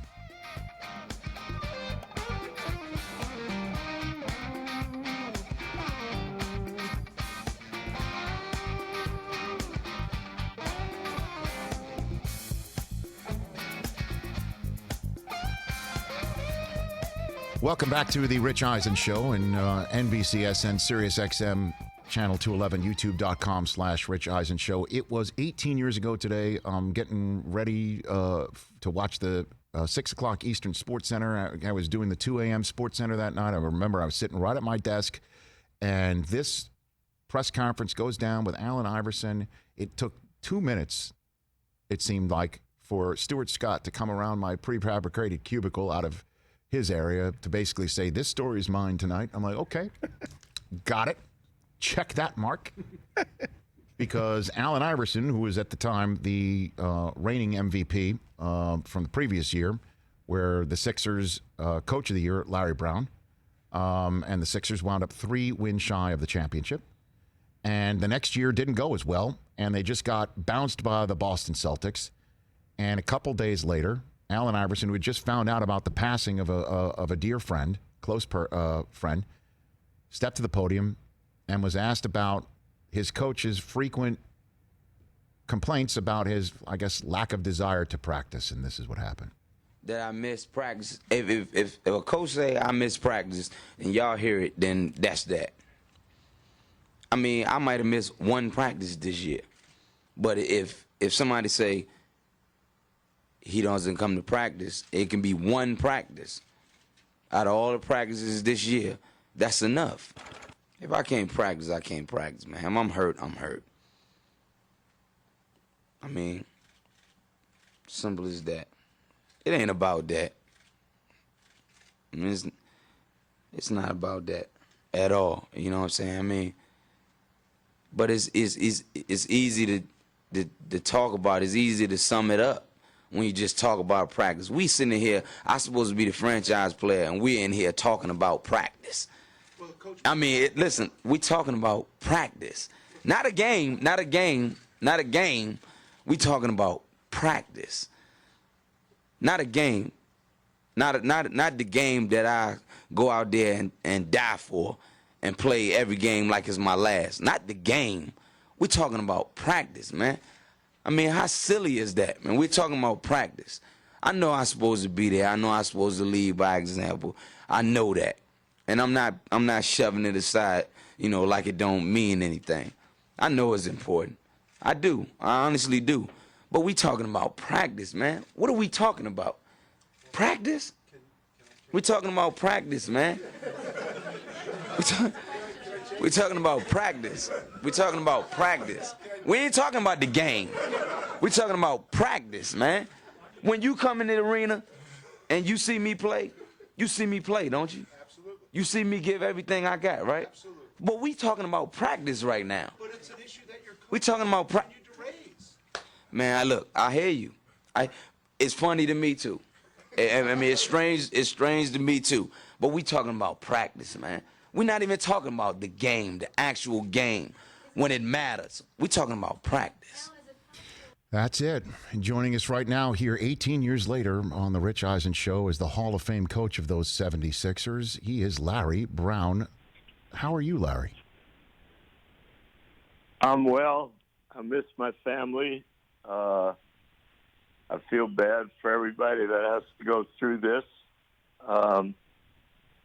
And hopefully things will change for the better. But, you know, it's amazing on this date, so many times people are interested in hearing my take on what just transpired. But, it'll be fun to talk about it. Okay, then let's get into it. Larry, what do you think of when you hear this? I mean, I just played it in all of its 22 mentions of practice glory. That's it from beginning to end. There's no edits in there. I'm wondering your thoughts when you hear it back from beginning to end. Well, one, I feel bad because I wasn't aware, of his loss. I know how loyal Allen is and how loyal he was to all his friends, growing up, in Hampton, Virginia. His mom was young when he had him. And Allen's friends were so close to him. Matter of fact, when he went and signed with Philly, a lot of the guys came and lived with Allen. But I heard two different sides about how the thing actually happened. I heard Billy King's account and Pat Croce's account. The way I remember, we ended up losing to Boston, which, obviously was difficult. But usually after the season ends, you always have, they call them an exit meeting, where you meet with the players and individually, and you talk about things as a coach I needed to do better and things as a player that they were planning on doing this summer to help them improve. And usually it's pretty open and honest, which I love that part of it. If I remember, Allen missed the meeting. And, you had mentioned it came after us losing a tough series after we had a great year the year before. But Allen missed the meeting that he was supposed to have with me, and we met. I told him we should meet at 3:00, and we met at 3:00, and all he wanted to talk to me about was, Coach, are you going to trade me?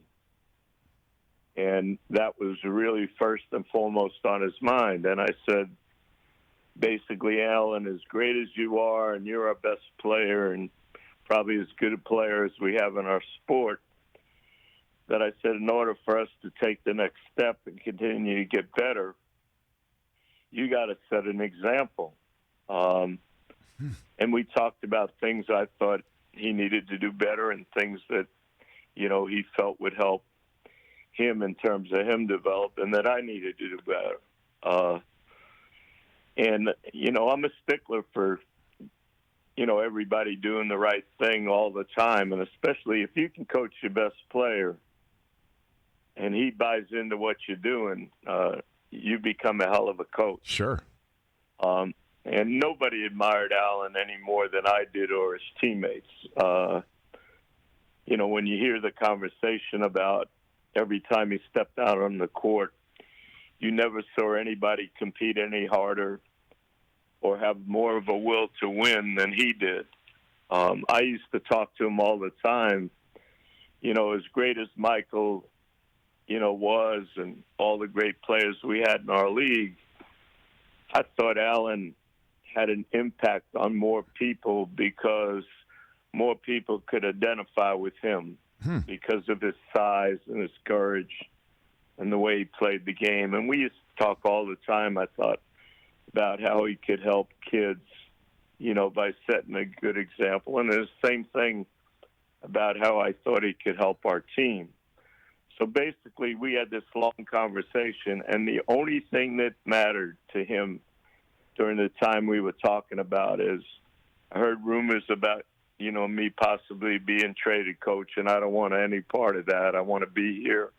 I love Philly. I love my teammates. So he has 3 hours between our conversation and then the press conference. And I don't know what the hell went on during those 3 hours. I can only imagine.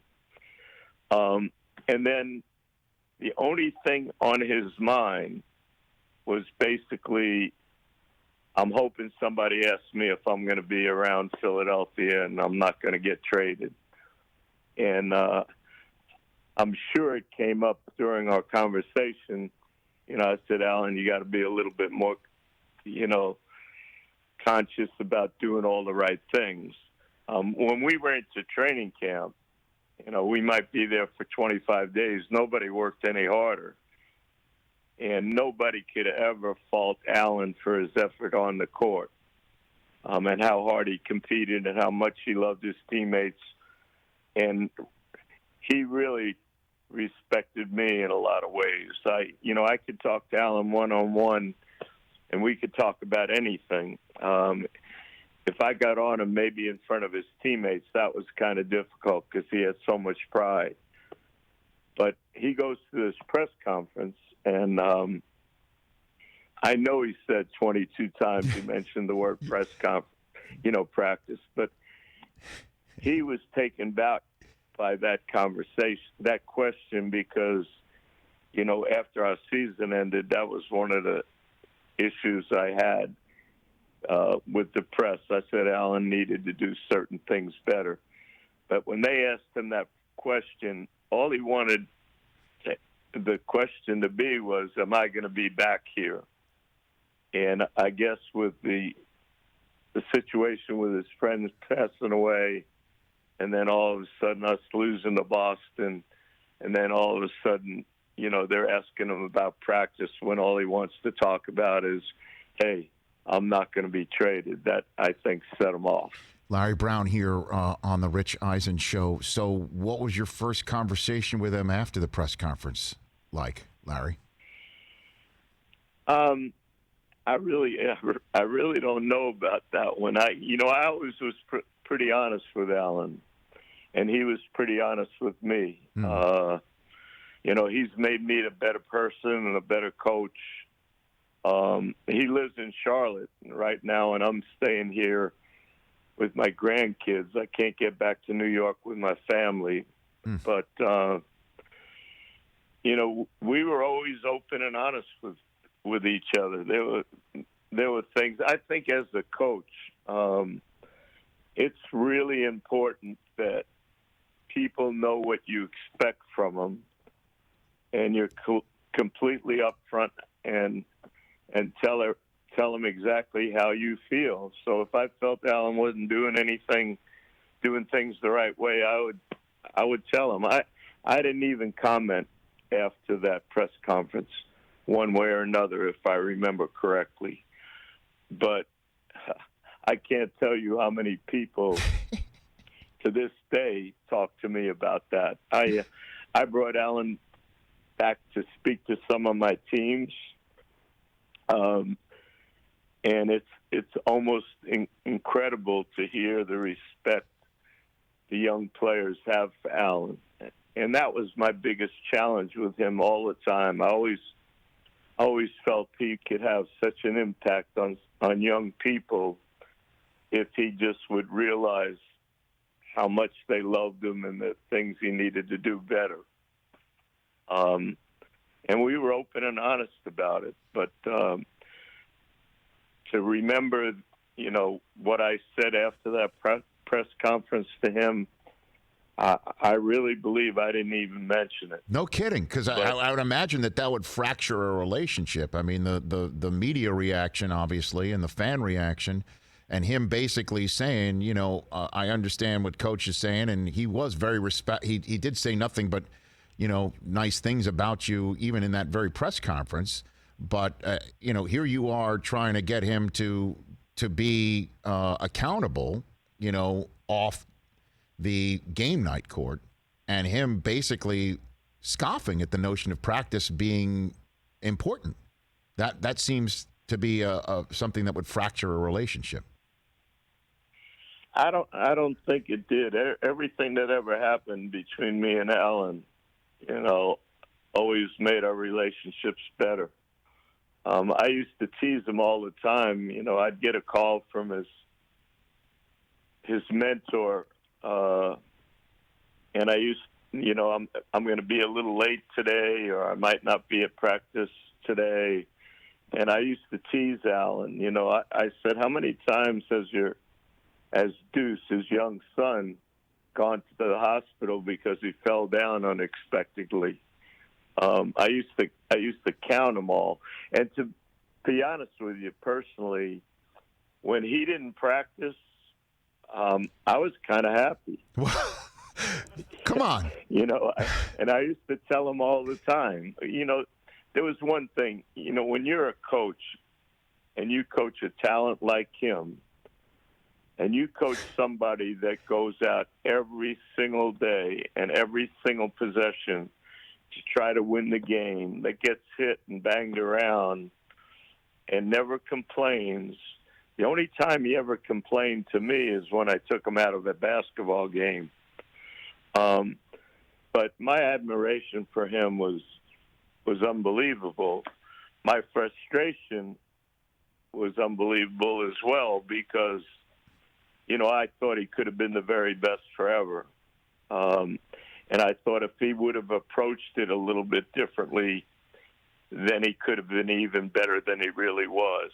And, when you're a coach, that's something that eats on you. And, watching this Last Dance, yes, where we're hearing about Michael and how hard he worked and the respect he had for his teammates and his will to win, those are things, I believed Allen really had. And then, unfortunately, when Kobe passed away, we hear people talk about, how hard Kobe worked. Talent's a gift from God. Character's a choice. I used to tell that to Allen all the time. And, the harder you work, the luckier you get in anything you do. And I used to tell Allen, there's so much more you can give to this game if you just act responsible and do some of the things that I would like you to do. It would help us, I think, as coaches and players, and it would give us a better chance to win, and your career would be incredible.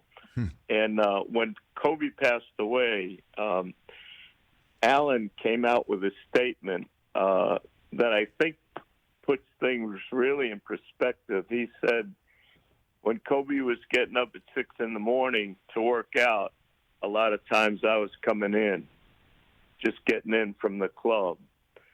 And, that eats at me a little bit because, a coach's responsibility is to get the very best of the players you coach.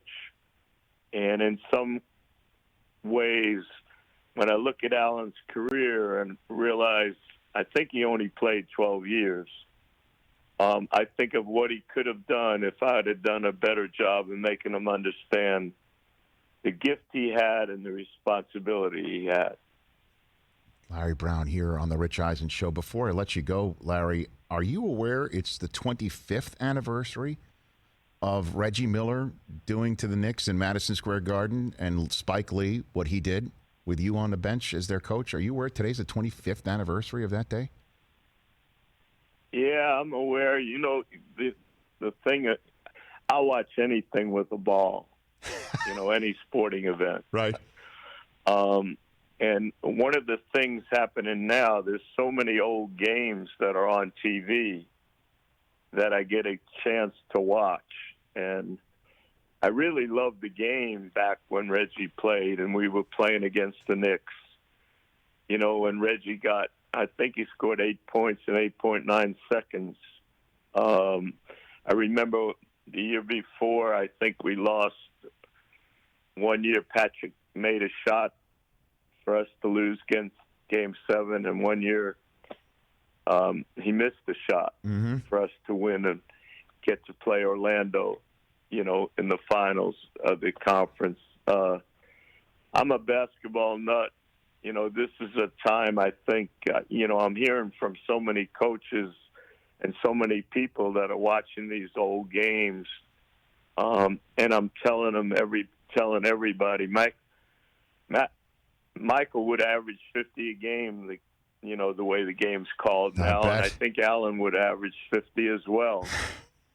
And to be, people don't realize this. I coached against Reggie the last game he ever played, when we beat the Pacers in 6 games the year I was in Detroit. I coached against Michael his last game that he ever played when he was in Washington, and he played against Philly the last game of his career, and I coached against Charles, I think, his last game.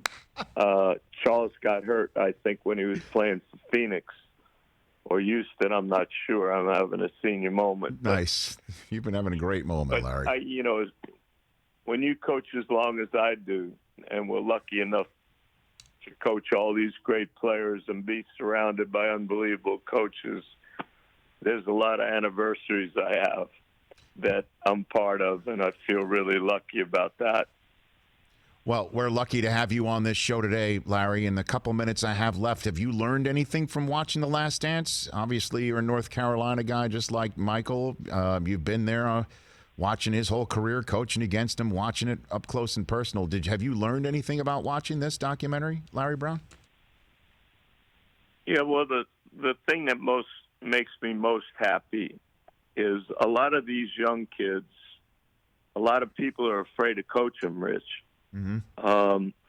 And, with social media and a lot of these young kids having other people influence them, I don't think a lot of these kids realize the greatness of Michael and how respected he was and why he was truly great.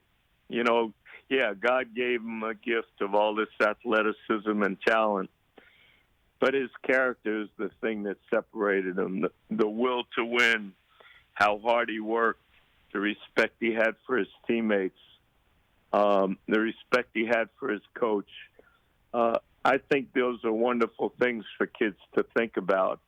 And then, with Kobe's passing, somebody that, I love to watch. I coached in Philly when he's at Lower Marion. To hear what Michael did in terms of helping Kobe evolve, I wish there were more and more older players that would reach out and help these young kids. Because you look at the league and the games that were played before that we're watching now, you didn't see any young players playing. They were all veterans on the team. Now we see all these young kids that are playing, and a lot of them don't turn out as well as people expect. And a lot of people say we were failures. The system failed these kids, not anybody else.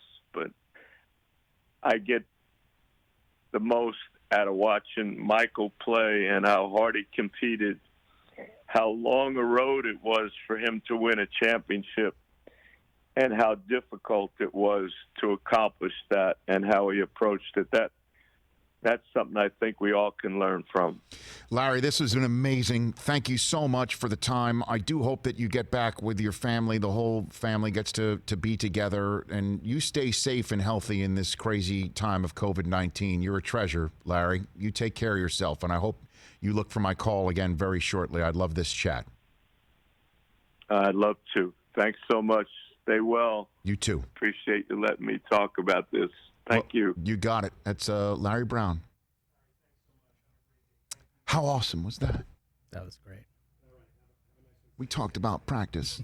Yeah, we did. And he said that he kind of digged it when Allen didn't practice, but it drove him crazy. The life of a coach.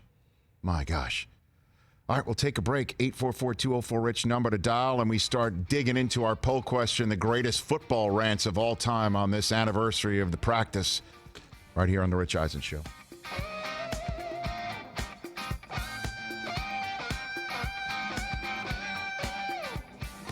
You know what? I mean, we love doing this show, right?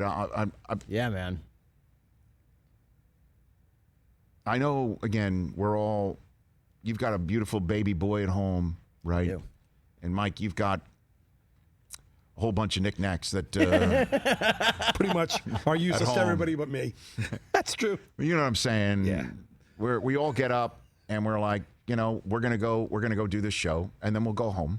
Yep. And then we'll do it again, and then we'll do it again. We'll do it again as long as we can, and that's why we do this show, an interview like that. Yeah, that was right? awesome. Like a chat like that on a day like this, when people are like, "What are you going to talk about?" Well, it's the 18th anniversary of practice, 25th anniversary of easily one of the worst sports moments of my NBA watching life. Reggie Miller doing that and then choke sign to Spike as if he didn't shove Greg Anthony over. Okay. Yeah, kind of pushed him down. He did. Okay, right. But just to catch up with an all-time legend who was about to turn 80, by the way. Yep. And recounting all these great moments, I coached against Michael in his last game, and I coached against Charles in his last game, and I coached against Reggie in his last game. And so, yeah, when you ask about, did I also know it's the 25th anniversary of the Reggie Miller 19 million points in 8 seconds in Madison Square Garden? Yeah, pretty much every day is an anniversary for me, Rich.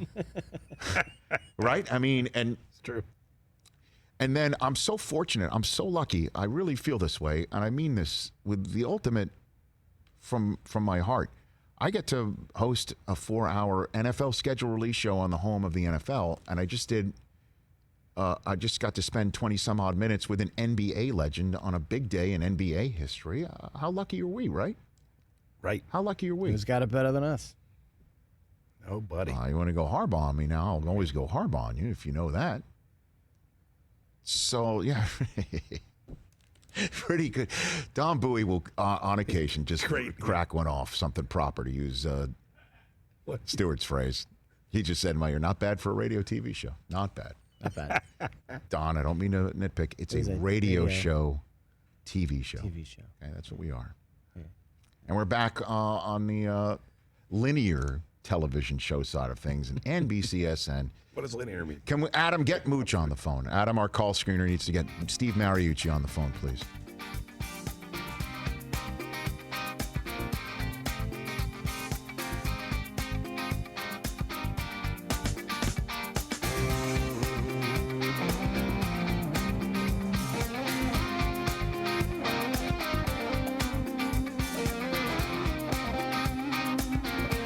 Ready to roll on the Rich Eisen Show. Podcast One is how you can listen to us every day on demand. All 3 hours of the Rich Eisen Show available on Podcast One. What a great chat with Larry Brown right there. A basketball life. Oh, yeah. Okay. I'm a North Carolina legend, won a gold medal as a player, played for Dean Smith, coached.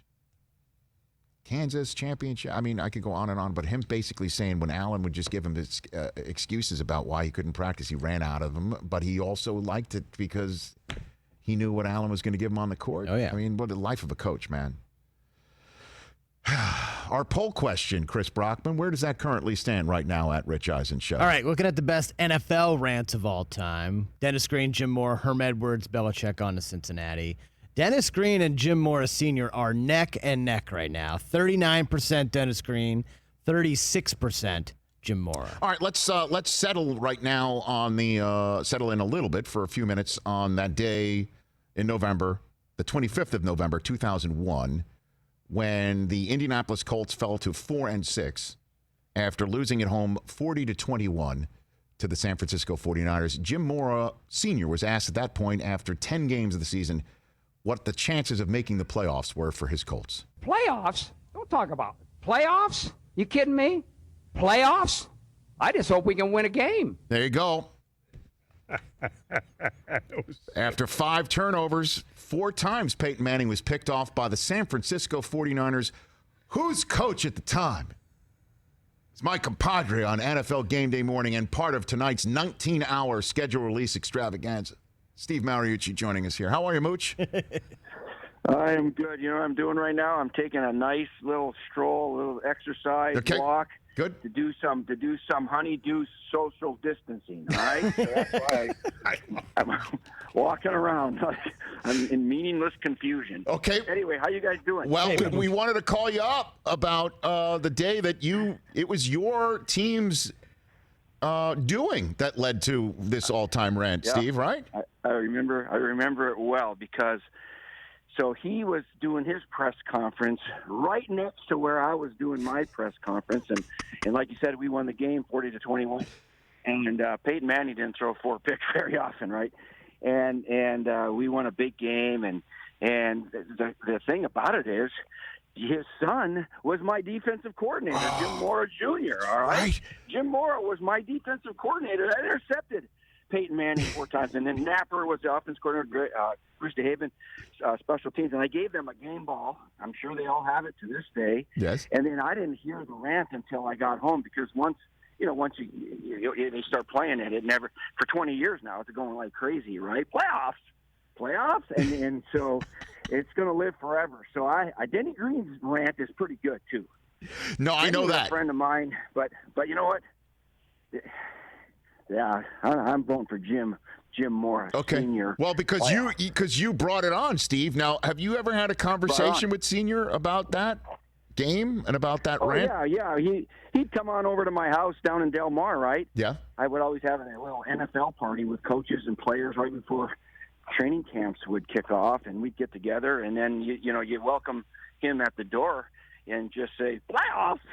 I mean, everywhere he went, that's how people would say hello to him. I mean, it's never going to die.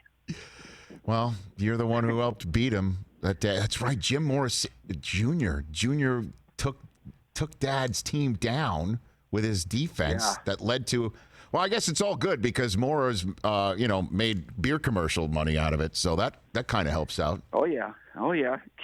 He was a good coach, a good guy, and he worked with us, right? Both of them did, and good people.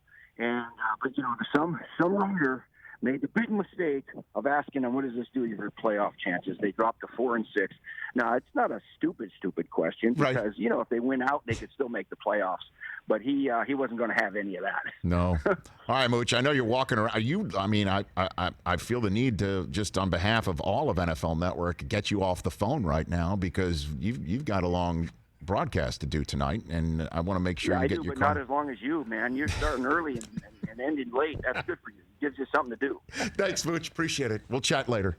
All right, Take Take care, Mooch. Yeah. Hey, Mooch. See you later. There's Mooch power Thanks, walking. Moochie. Mooch's honeydew cardio. Honeydew social distancing, right? That's a good one. That's a new. Peyton Manning had 6 career games of 4 interceptions. Guess what? The team after that loss did not make the playoffs. They lost 4 out of their next 6 to finish 6-10, and that was the end of Mora Sr.'s tenure in Indianapolis. The Tony Dungy era began the next year in 2002, and Dungy's first season got one and done in the playoffs, 41-0 by Herman Edwards' Jets team that started 2-5 and won the division by winning 7 of their next 9 after you play to win the game. Wow. Which is also on this rant list. We're all intertwined. It's kind of all mishmashed together. And then the Dennis Green rant and the Belichick rant of they are who we thought they were, and we're moving on to Cincinnati. We'll delve into that at the top of the next hour with Matt Leinart, the quarterback of that Arizona Cardinals team, and Albert Breer of Sports Illustrated, the one who peppered Belichick with questions. And without Albert Breer's determination, there wouldn't have been 4 more other we're moving on to Cincinnati's. Right? Albert is the best. Let's go. Who's been waiting the longest here? Alan in San Diego, California. What's up, Alan? Hi, Rich. Able to hear me? I am, sir. What's on your mind? Thanks much for taking the call. I'm a huge fan. Thanks, pal. One of my favorite personalities to listen to. Thank you. So obviously San Diego, I'm a huge Charger fan, diehard since I was as long as I can remember. Wanted to see what's your take on Justin Herbert. How soon do you think before he'll play? Or is this Tyrod Taylor's team? Oh, I think this is Taylor's team right now. And should there be some sort of faltering 0-2, 1-3, 2-4, then we'll just, they'll just rip the knob off and see what they've got in the kid from Oregon.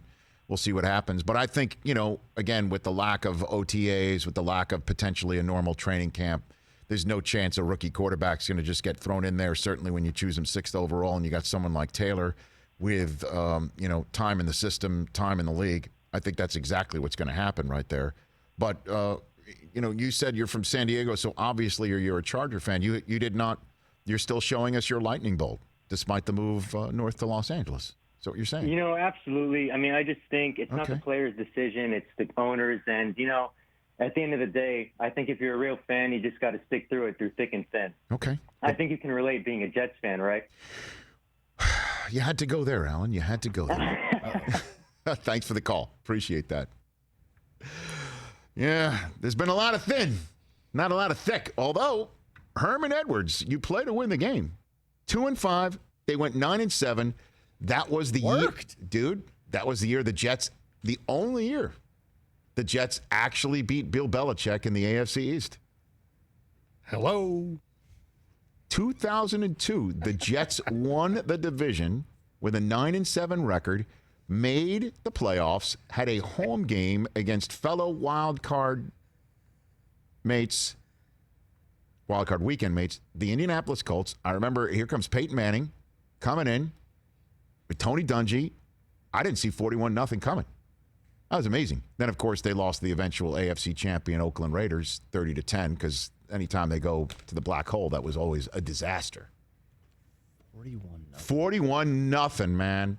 Vote on our poll question. Who had the best rant? Play to win the game, playoffs. Moving on to Cincinnati. They are who we thought they were. We will discuss the latter two with two people who were right in the middle of it. Matt Leinart and Albert Breer. Bob Saget and you. Why wouldn't you stay tuned for our final hour?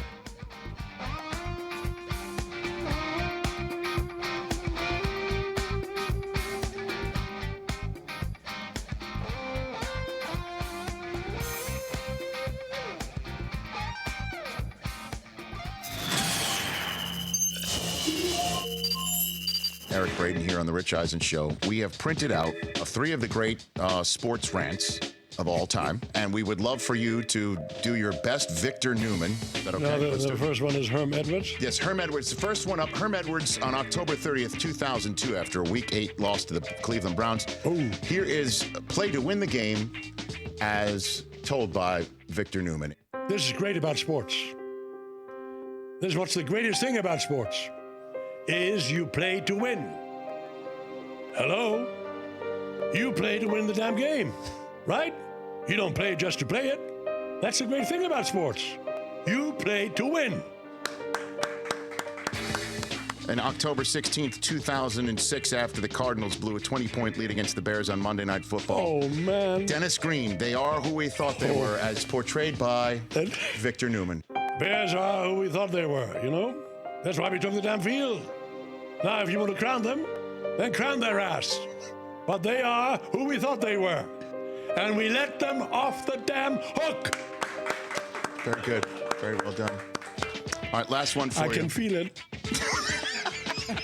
I can feel it. I'm glad that we got it rolling, because here's the last one. I can feel it. Oh. On May 7th, 2002, the famed practice press conference of one Allen Iverson, as recounted by the man who plays Victor Newman, Eric Braeden. I mean, listen, man. You're talking about practice, okay? Not a game. Not a game. Not a game, all right? You're talking about practice. I mean, how silly is that? I know it's important. Yeah, I do. I honestly do. But you're talking about practice, man. What are we talking about? Practice. You're talking about practice, man.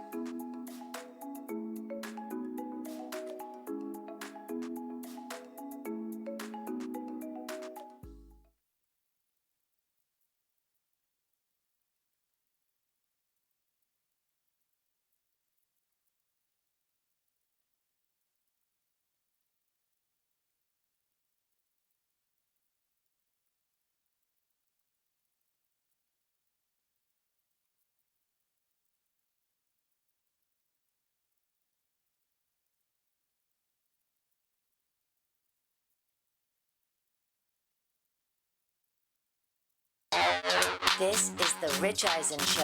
This fascinates me. I love it. Love it. Live from the Rich Eisen Show studio in Los Angeles. Mike Silver reminiscing about his Rodman days. He was in another room with a stripper friend making some loud noises, and there were some exotic birds all over the house. I thought I tore a putty cat. Earlier on the show, Ladder Chief Nutrition Officer Adam Bornstein, Hall of Fame basketball coach Larry Brown. Coming up, actor and comedian Bob Saget. And now, it's Rich Eisen.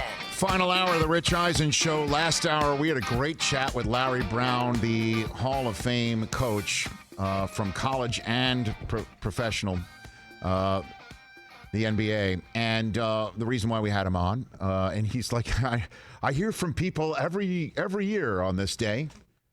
It's 18 years now since the famed Allen Iverson practice rant at a postseason press conference. And we decided to make our poll question today about the best rant in the history of football.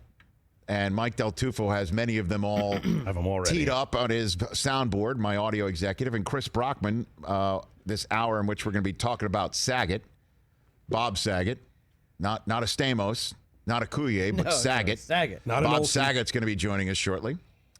And so our poll question, Chris, what do we have over there at Rich Eisen Show? Yeah, looking at the best NFL rant of all time. Dennis Green leads the way right now, 39%. Jim Morris Sr., playoffs, 36%. Herm Edwards, 18%. And Bill Belichick, probably the only thing he will lose in at some point. Nice. 7%. Moving on to Cincinnati. On to Cincinnati. So in terms of the rant that's leading right now, it was, let's spend some time on this. We had Steve Mariucci on as well previously talking about it was his Niners that whipped the Colts, leading to the more rant of playoffs.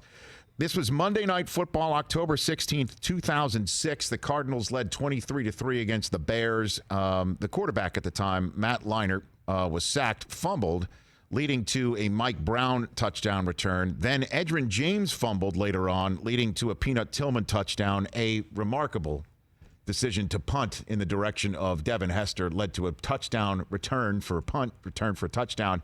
Matt Leinart did lead the team down the field for a possible game-winning field goal with no time left, but Neil Rackers yanked it, leading to this Dennis Green rant. 4 picks against Grossman and 2 fumbles. What did you see about the Bears that would shut them down that way? No, we just the Bears are what we thought they were. They're what we thought they were.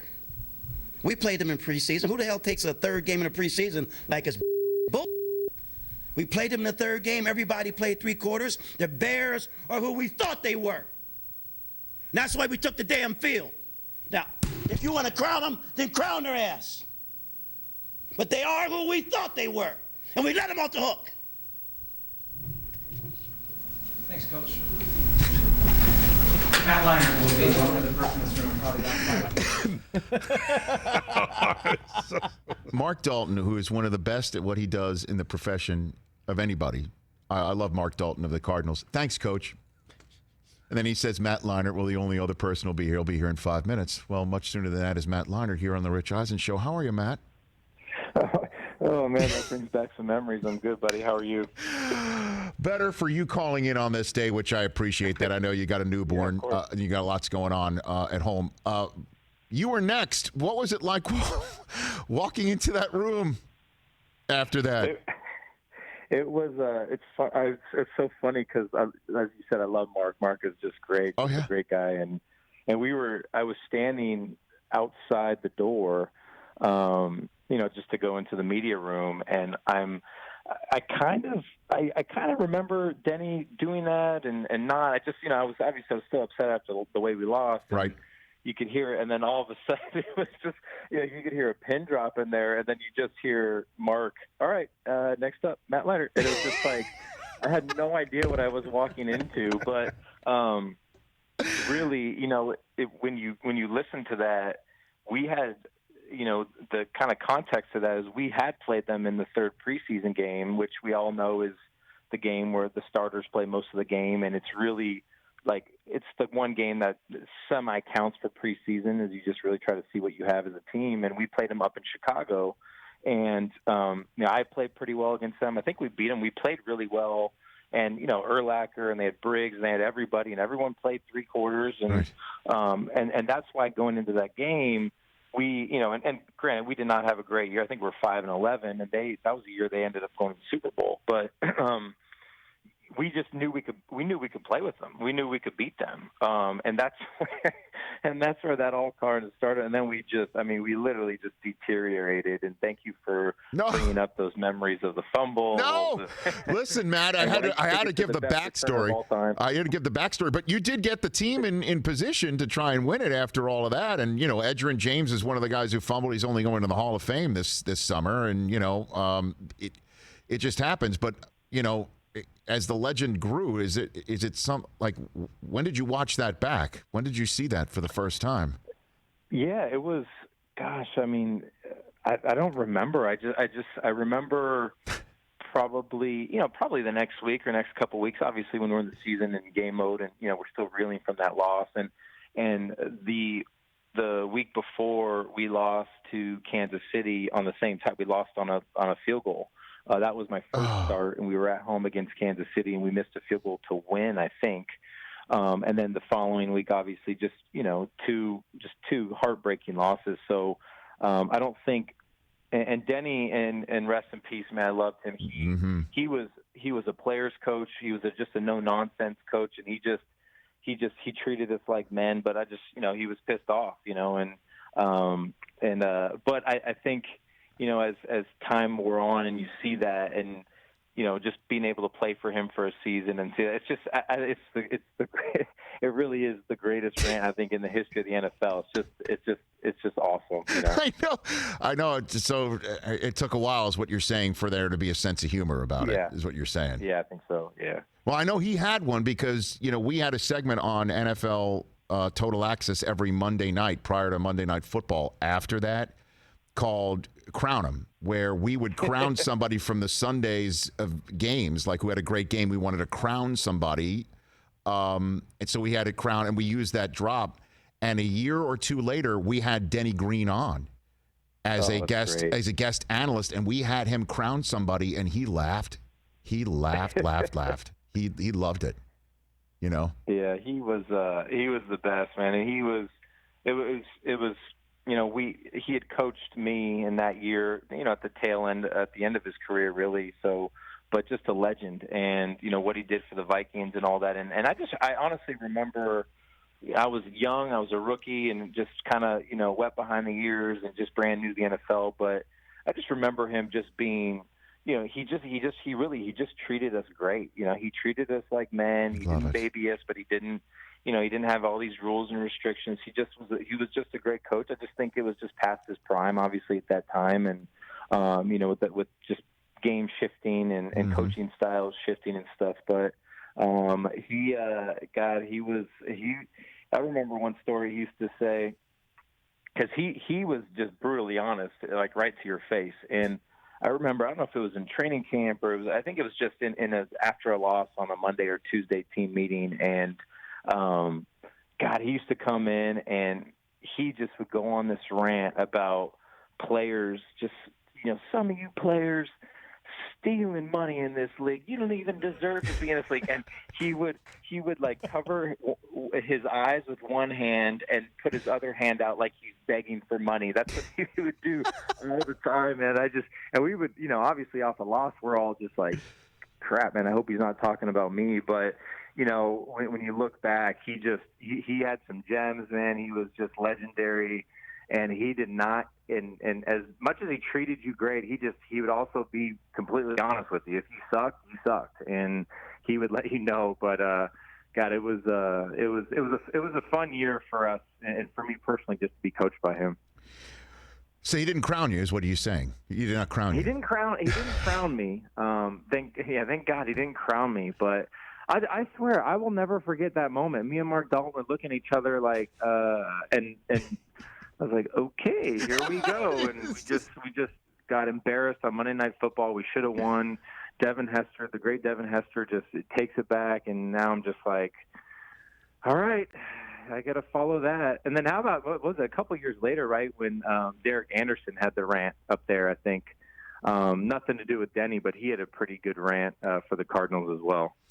Matt, you're the man. Thanks again. I know you got a newborn. Really appreciate you tapping out of being dad to call in and just have some fun. All right, Rich. Anytime, buddy. Thanks for having me. Right back at you. That's Matt Leinart. Oh, boy. I always wanted to know, what was it like pin drop in that room? And imagine, again, you can't kind of make fun of it. There you go, Matt. Mark Dalton getting some run here. Maybe. Okay, so now let's get to another of the rants. I guess this is not really a rant. This is Belichick just being Belichick. This is but it's peak Belichick. It's peak Belichick. October 5th, 2014, Monday Night Football. The Kansas City Chiefs just absolutely blast New England, and Tom Brady got taken out of the game. It was just useless to have him still in the game. That was when we first cup of Garoppolo, I think we got. Oh, that's a good fantasy. First cup of Garoppolo, right? Cup of Garoppolo. And then let's hear the back and forth between Bill Belichick and a very intrepid reporter for, I believe, NFL Network at the time. Go for it. Difficult is it to react to the adversity of Monday night, to get back on track so quickly? Because from a condition standpoint, this team, this organization hasn't had these sort of issues in the past. Yeah, but we're on to Cincinnati. Bill, do you think, you mentioned Tom's age at the draft. We're on to Cincinnati. Do you think having a 37-year-old... We're on to Cincinnati.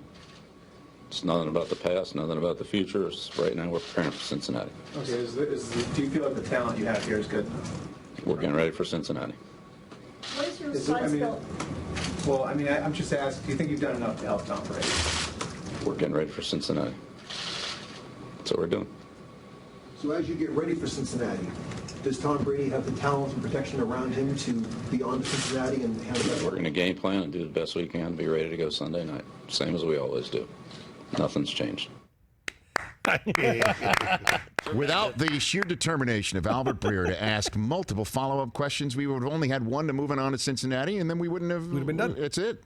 Albert Breer from Sports Illustrated joining me here on the Rich Eisen Show. How are you, Albert? I wish you could see the smile on my face. God, wow, that's unbelievable. I hadn't heard that in a while, so it's good to hear that again. Albert, I think I counted 4 follow-ups. Yeah. You know what? It was interesting because that was sort of, I just sort of at that point taken the approach, and there was a point when I had a great relationship with Belichick, for a lot of years early in my career, and there were a couple things, when I was at the Boston Globe where it went off the rails, and I sort of made the decision, like, if I'm not going to be, able to ask these questions in private anymore, I got to go out and ask them in public now. And so, it was sort of one of those where there were a few confrontations between me and Bill, and that was the one that actually, I guess, got everybody's attention. But that was the storyline in Boston that week, was Brady's getting older. Belichick actually, if you want to go back and look at his press conference, volunteered that part of the reason they drafted Jimmy Garoppolo that spring was because of Brady's age and contract situation. And they hadn't played very well. I mean, it wasn't just the Kansas City game. If you go back and look at it, and I got the schedule up here, they lost to the Miami Dolphins in the opener. They blew out the Vikings in week 2, but that was coming right off of the Adrian Peterson thing. So the Vikings were really on the ropes. And then they struggled against a bad Raiders team in week 3 before getting blown out by Kansas City. And so, that team wound up winning the Super Bowl. But after a month, it was the question everyone in Boston was asking was, are they acting with enough urgency in putting this team together? Is there a good enough team there to get Brady another championship? It's been 10 years since he'd won one. And then, of course, just my luck, the Patriots, I don't believe, lost again until after Thanksgiving and then wound up winning the Super Bowl. So yeah, definitely took on a different context in the long term. Well, if I'm not mistaken, Chris Brockman, I'm putting 2 and 2 together. I believe this show was 1 day old. We came on the air on the 4th of October of 2014, right. And then we saw that night, and this is all we talked about on our first full day talking about it in a Monday Night Football game, Albert. Yeah, that is 100% correct. I think we're just putting it all together right now. If I'm not mistaken, they pulled Brady with like 10 minutes left. They did. You know why? Albert, I remember this like it was yesterday because I think I had Edelman in a fantasy league, and all I needed was him to just get 10 more yards, and I would be able to win my game, and Garoppolo couldn't do anything, and it was just a total disaster. I mean, it was an absolute, total, complete meltdown by New England that we had not seen in forever. So these were all questions. What was it like, though? Did you realize you were in the middle of what would be, no doubt, something discussed over and over again when he did the whole on to Cincinnati thing? I knew it would be discussed locally because my confrontations, I had a few of these with him. Right. And look, I've got all the respect in the world for him. I'm doing my job, he's doing his. Sure. You know, and I think that's part of it. You know, but I there were certain times when I felt like certain questions had to be asked. This was one of them, and I so I knew like locally when he answers the question that way that this was going to get like a sports radio reaction, you know, in Boston. So I knew that. I don't know if I really had an idea of the scope of what those three words would mean. And I got to give credit here too. It wasn't just me. Michelle Steele from ESPN was there too, and it was I vividly remember this. It was me asking one, Michelle asking another, me asking one, Michelle asking another. So it was sort of back and forth with the two of us. And, and I'd become pretty familiar with this part of it too. There's always, like, after I would be done with one of those lines of questioning, sort of this awkward 5 seconds of silence afterwards, like who's going to ask the next question. So I do remember that part of it too. Well, if I'm also not mistaken, Albert, you were the one holding the microphone when Steve Smith told Aqib Talib to ice up, son, which is not really a rant, but it's definitely something. Albert, correct? Yeah. I don't know what will be number one or number two for my time at NFL Network. I have other ones, too. I'll give you guys another funny one in a second, but that one, I'm sure you've had this experience before. Do you know, like, when there's that moment when it's just like, I just got to put the mic in front of this guy and get the hell out of the way? Sure, that's one of them. Yeah, that was for me, definitely. But here's another good one for you. Okay. So you guys of course know the Bart Scott rant with Sal Pal, right? Of course, yeah. You can't wait. Oh, okay, the can't wait rant, right? So I was brand new at NFL Network at that point. And, you know, part of my job at the time, big part of my job at the time, this was before the lockout, was doing the on-field interviews after games. And so I covered the Jets-Patriots, that playoff game. And, like, literally, like, the Jets, of course, beating the Patriots in a playoff game. I mean, it was, like, for that team, like, it felt like they'd won the Super Bowl. And so I was down in the field, and I go out to midfield, and they tell me, okay, we're going to get you Braylon Edwards. Braylon Edwards literally did a backflip into my shot, right? And then pointed at the camera and just started yelling at the Patriots into the camera. I'm telling you, Rich, I was so excited. I was like, oh, my God, I've got gold. And, of course, Bart Scott is like 10 feet away giving Sal Pal the line of the year. Totally upstaged me. It was a heartbreaking Can't wait. I love it. Albert, thanks for the recollections. You take care of yourself. Awesome. Thanks, guys. Appreciate it. Yeah, that's Albert Breer of Sports Illustrated, writing the MMQB. Awesome. I'm loving this. So much fun. So vote who had the best rant at Rich Eisen Show. When we come back, we're talking about Saget. Bob Saget will join us and continue some laughter here on this Thursday.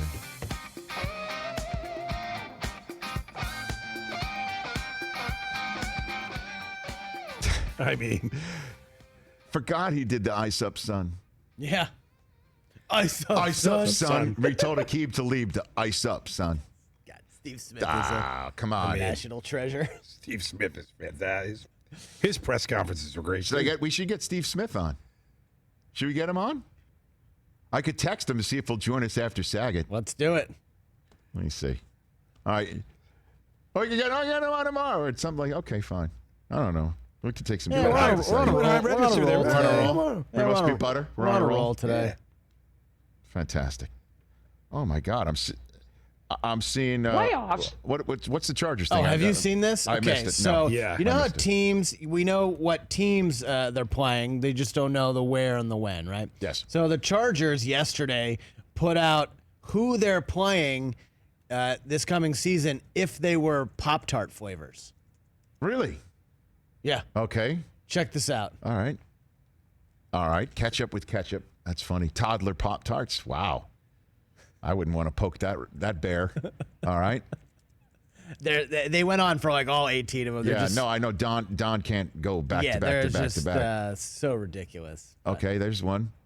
The Bucks hot dog, frosted hot dog Pop-Tarts. Well, it's kind of based on the jersey colors. Oh, I see. Yeah. By the way, that's not real, right? You can't get hot dog flavored Pop-Tarts, can you? No. No. Come on.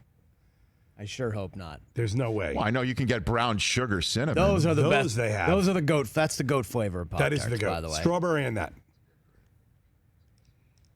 That's the goat. That's the goat Pop-Tart flavor. Nah, I mean, I like strawberry too, and I like the brown cinnamon. That's the, Oh no! So this goes on. Brown. You'd go brown sugar cinnamon before any Pop-Tarts? That's the goat Pop-Tart. I'm with Bri. I have a tie. No? That and the strawberry. No. What? You're gonna say strawberry? The frosted strawberry? Yeah, with the little sprinkles on the top. Sprinkles on top. That's they're close. I would be Dude, hard that's pressed. like a candy bar. Yeah, I'd be But hard it's a pressed between the breakfast two. dessert. No, it's not a breakfast dessert. That's too chocolatey sometimes. The strawberry. All right, now hold on a second. This is a very important question. Do you Couldn't put be it in more the important. toaster? Yes. Do you eat it straight out of the box, or do you toast it? Both ways, but the toaster. Excuse me. I'm more you of can an out only of the do box. it one way. More you out have of a the box toaster. guy. You have a toaster. There's times you at don't. your disposal. Sometimes you don't have time to put it in the toaster. Time is not consideration. It is just how you like it. Yes or no? Do you have a Pop-Tart toasted? Yes or no? Next question. No. I'll give you the answer. You guys won't do it. You next questioned it. No, you don't. You eat it straight out of the box. Oh. Because you can. Well, TJ takes offense to that. TJ's offended. Yeah. He's You like, toast it? You take the time to toast it? What for? What for? You want to heat it up a little bit. No. I became a heated up guy later in life. In my early Pop-Tart days, right out of the package. I was. Yeah. I don't know who you are anymore.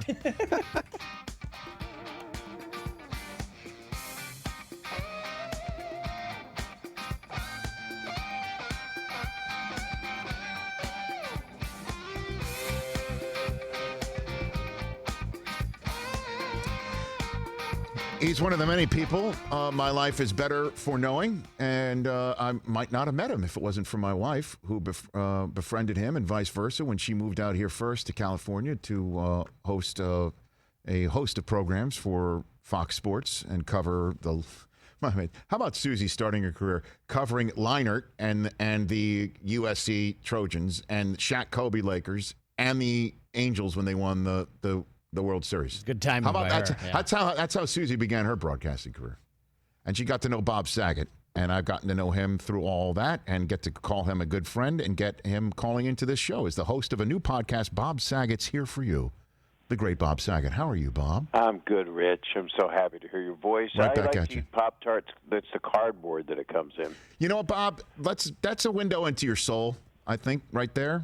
You know, but we were just discussing in our commercial break, or just for our YouTube and Sirius XM audience, that the Chargers put out on their social media feed in advance of the schedule coming out what type of flavor Pop-Tart their opponents would be. And we asked about, do you toast a Pop-Tart or not? Bob, I give you the floor. Well, a blueberry is the only thing I could eat, and you got to toast it a little bit. It's kind of like eating something that's not cooked. I mean, you don't eat frozen peas without heating them up. No, I know that, but you have sushi, don't you, Bob? Don't you eat sushi? I love sushi, Okay. but a raw fish is different than a non-baked pastry made of chemicals. I hope they're not a sponsor.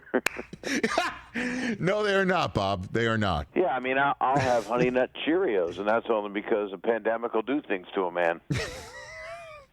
I mean, cardboard.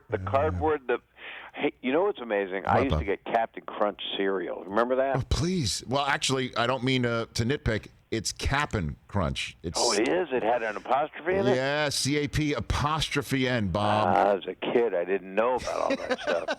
I didn't know. What do you call that, conjunctivitis, when you put two words together? No, but you can maybe get it. I don't know. Anyway, you can, and it's when you have your eyes dripping, and you don't need milk, because just never mind. Anyway, I won a watch. I got a Captain Crunch watch from sending away for a sweepstakes. The only thing I won. Are you serious? No, seriously. And I'd like to thank all the people that got me there. The people that my mom for getting the cereal, the people at the market.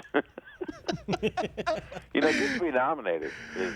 So you actually sent away. You were a kid, and you actually, cut, because I remember you would cut the side of the box, right? Yeah, you had to cut right in there. You'd have to cut the side of the box for that proof of purchase, your pals right? Just eat the whole damn box with the Pop-Tart. They don't care. By the way, that's the first time I've used the word proof of purchase since maybe I was 7 years old. And this is pre-barcode. Yes, it's pre-barcode.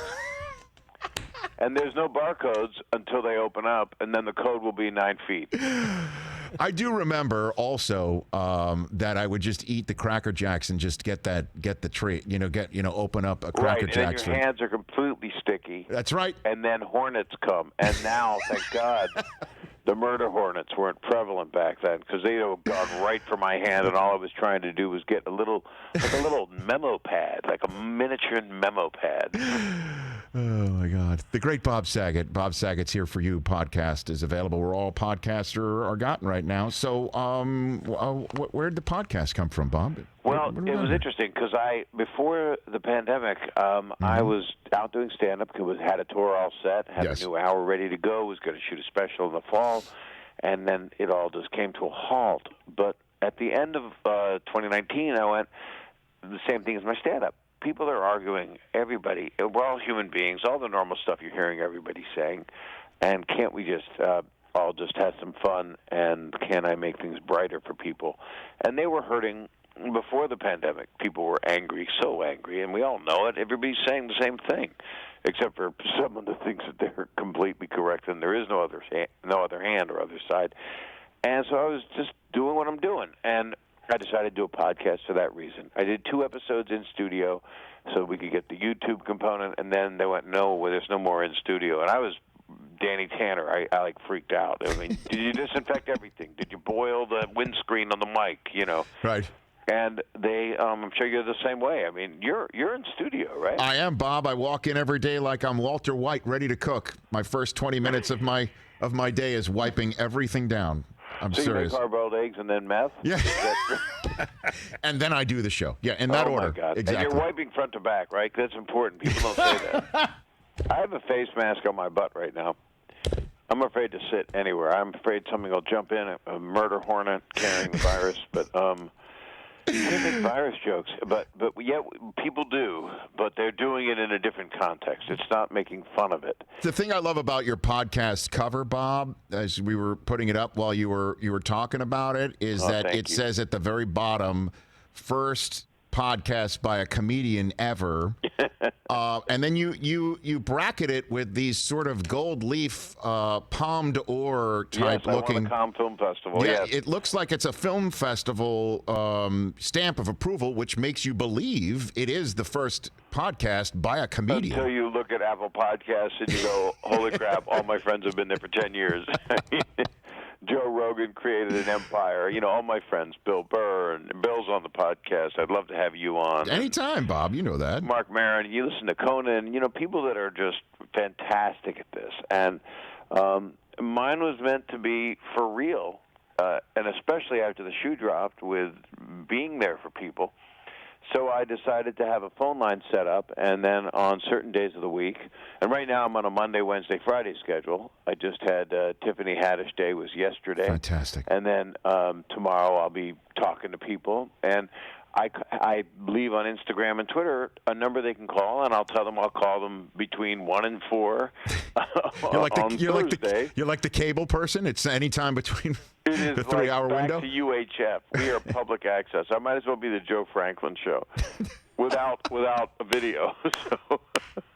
That is a great reference. But now I'm into the whole Zoom of it all. So I'm getting I'll be talking to Norman Lear today. That's amazing. Brilliant, wonderful man, and that will be on visible on the YouTube, as we say. As they say. That's that great. No one says with me, but the thing is, I get to talk to people, and you do that as well, and you're in a dilemma because here you are promoting what you wanted to do was talk about sports. What you came here to do was and talk about life. I mean, you're a good interviewer, and you know broadcasting, but here we are at a standstill, and a lot of the calls I call up and somebody goes, Bob, I didn't think you'd call me, and then he's stoned, and I'm talking to a stoned guy for a half hour. And it's wonderful. And then I'll talk to someone else who's a nurse on the front lines and starts crying. She just lost a patient to COVID. And I'm like, how's it at home? And she has an autistic son who doesn't understand what's going on. And then I'm able to get like that one little moment of happiness out of her. Or just sometimes they want somebody to talk to. And for some reason, I guess they haven't seen my full resume. They feel safe with me. And wow. Bob, look, man, I know you look, I know you work blue when you're out there on the stage, and a lot of people find it, jarring based on not anymore. I don't maybe think. not anymore, but look, I mean, you've got a big heart and a huge heart. Scleroderma, I know, is obviously a disease that is. Thank you for always supporting it in a big way, Rich. Look, your annual events in order to fight this awful disease, you bring so many people together. You help so many people. You also co-hosted the Laugh Aid benefit back in April that tries to help fellow comedians deal with COVID-19 in this world. And everybody showed up, man. I mean, so who's the person that you were around the most when you started out as a comedian that you're still maybe with? I mean, when I began? Yeah, when you began. Who was there at the beginning? I was 17 when I started doing stand-up, and I was singing different comedy songs about bondage. That's how you came out of the box, huh, Bob? Hey, don't talk about my mom like that. Pop-Tarts come out of the box. But anyway, what happened was, when I moved to L.A. and I had gone to the Comedy Store, and Mitzi and the owner, Mitzi Shore, said, you should work here. And I was going to go to grad school for film at USC because I'd won the student Oscar. I thought it was a big deal at 21. Those are really likable people, the ones that think they're stars. And now they are, because the world has changed. But I'd say Gary Shandling was one of the first people I became friends with. And we would go to his house in the Valley, and we would write jokes, and most of them involved, my unit or his unit or any guys. Right. To try to relate to your brethren, and then relationship stuff, and that was what I did for many years. And then Dave Coulier moved out, and I was friends with Mike Binder. But then I was thrown into the Comedy Store world was Robin Williams and Richard Pryor, and that must have been amazing. That must have been just amazing. And I couldn't believe they liked me. They don't fake it. None, comedians, especially of that level, they're not going to fake being nice to some young guy who looks like just a nice young man who then says really weird stuff. So it was Billy Crystal came and talked to me my first night. Letterman was my host. Letterman was hosting. No kidding.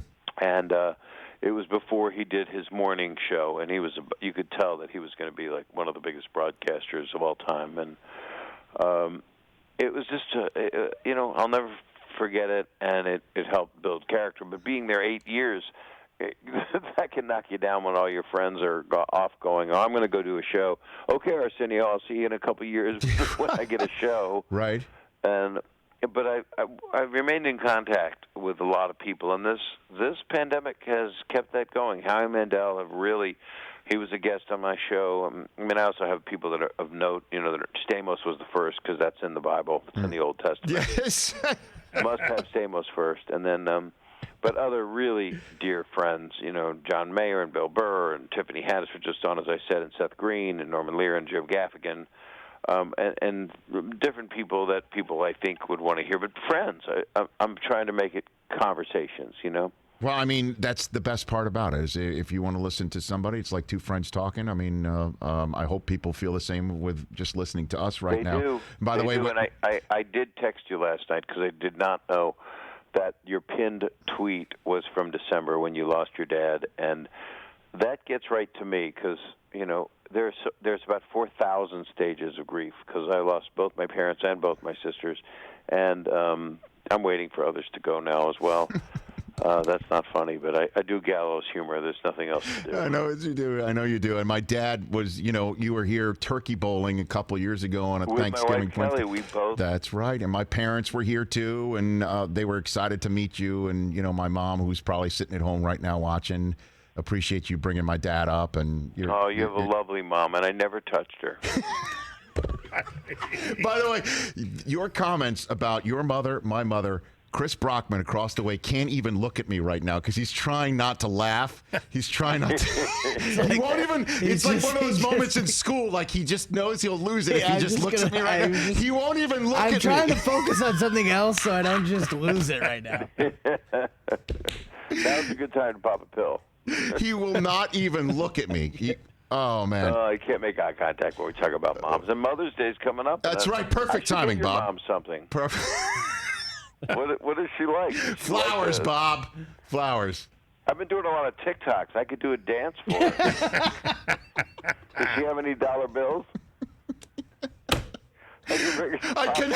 Brockman he will not even look at me right now. His head is buried. I don't blame him. I mean, your mom's actually beautiful. Thank you, Bob. I mean, really beautiful. I mean, I'm in love with your mom. So how about... I want to be your stepdad. So how about those final 9 episodes of Fuller House? Family reunions. Once the pandemic's over, I'd be at all the reunions. I mean, Kelly would understand. I mean, it's innocent. Yes, it's not her first rodeo listening to you talking about like this. So how about those final 9 episodes of Fuller House available on Netflix June 2nd? Boy, how about that, thank pro? God for notes. They come out June 2nd. So if people loved Fuller House, it's the closure. It's the final 9 episodes, and it ends really well. People always say, "What's your favorite episode?" Mm-hmm. And I always used to say the last one, and that was a joke. But this particular 9 episodes do give closure for fans of the show. Okay. I don't think your fans are necessarily Fuller House fans. Wouldn't, Bob. Don't say that. They're waiting for the Padres, I think. No. Bob, come on now. Why would you say that? There's tons of Fuller House fans everywhere. Do you have 9-year-olds watching? Do we have 9? We have 9-year-olds watching. We had a 14-year-old call in today. We're on YouTube right now. We're on YouTube. The kids dig it. All I care about your mom's watching right now. I wish we were on a Zoom or something so I could. But Zoom is scary because people crash into them. They just get in there. I guess so. I guess that's a friend of mine's a urologist, and he had 800 urologists on a major conference, and some guys came in, and guess what they showed of theirs up on the screen, and they had to close the whole meeting down. So that ain't no way. You can't really be teaching about urology and then actually show, demos. Bob Saget, everybody, the host of the new podcast. Bob Saget's here for you. Love you, Bob. Susie wanted to send my best. I love you. Give my love to Susie. That's another one. I want you to know that I'm in love with her. She knows that already, Bob. Lascivious. This is love. I know that. You had her at hello too, Bob. But you knew that. You take care of yourself, Bob. Be well, my friend. Right back at you. At Bob Saget, right here. He's saying all that stuff, and I look up to you, and you won't even look at me. I mean, that's the thing with Bob. You just don't know where it's going or what's coming next. My cheeks hurt. Whew, me too. We'll be back with your phone calls, 844-204-RICH, when we're back here on The Rich Eisen Show.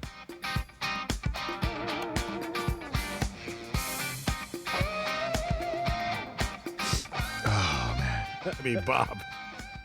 My cheeks do hurt right now. Yeah, cheeks hurt. My cheeks hurt.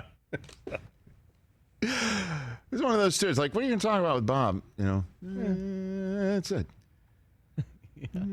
Bob is just fine. Give him a Bob. He's a special breed. Oh, man. Oh, what a fun show this was, huh? So just far. a regular old Thursday in May. Oh, my gosh. We talking about practice. Love it. All right, Nathan in Los Angeles has been holding on forever. Let's sneak him on here. What's up, Nathan? Hey, Rich. How you doing? How you been, brother? I am good. My comment is on the schedule, but as you know, I've been listening to all these interviews today, and I rather enjoyed my time on the phone. Fantastic. I appreciate you holding and being entertained while you did. My thoughts were on the schedule because, as you know, the matchups are out. We know who's playing who. We just don't know when and where. Right. I'll tell you about 3 real quickly, and then we'll get off the phone that are of interest to me. The marquee of marquee matchups to me looks like Chiefs versus Saints. That seems like the highest of the marquee. That's a big one. Matchup, the biggest of the big. Another one, especially depending on when in the season it happens, is Dolphins Chargers, fresh off the draft. Wondering if either Tua or Herbert or both are on the field by that point. I'm going to look that up when I'm off the air. That it's not one that I sought out when I saw it last night. But what's your third? My third is, as a Giant fan, and speaking for all Giant fans, we finally get to play Beckham. Interesting. I got to look that one up too. Thanks for the call, Nathan. Browns. Is that Is that one in MetLife? Hold on a second. Yeah, that's not a bad one. There's a lot of revenge games. I got to look that up later on. Oh, God. There's only 9 more hours till the end of the day. Yeah, Browns are at MetLife. Browns are at MetLife. Okay. For the Jets and the Giants this year. Yeah. So Odell goes back there twice, huh? Nice. Gosh, we need this to happen. Of course, my brother, Jet fan, he's just like, the Jets have 2 Southern California trips, and this will be the year that he can't go. Oh, yeah, right. Back in a second.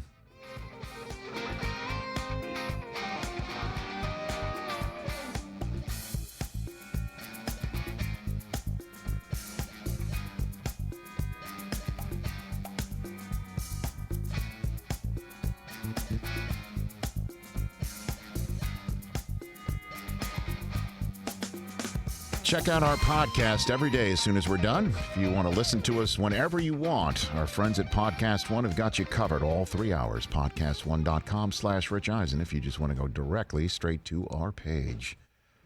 Oh, man, Bob Saget, everybody. Bob Saget. We're still on the air, right? We're still on the air? Yes, we are safe. Yeah, as far as I Censors did not get us yet. Oh. Murphy got us yesterday. Oh, Murph. What? Did he I'm apologize? going to be late to the poker table tonight, guys, because I've got 4 hours of schedule show. I mean, it's going to be crazy. It's going to be great, by the way. Oh, I can't wait. Nonstop, on the air at 8 Eastern, all the way off at midnight, stroke of midnight, 12 bells. We'll be done. And pretty much every NFL team is sending somebody in our direction.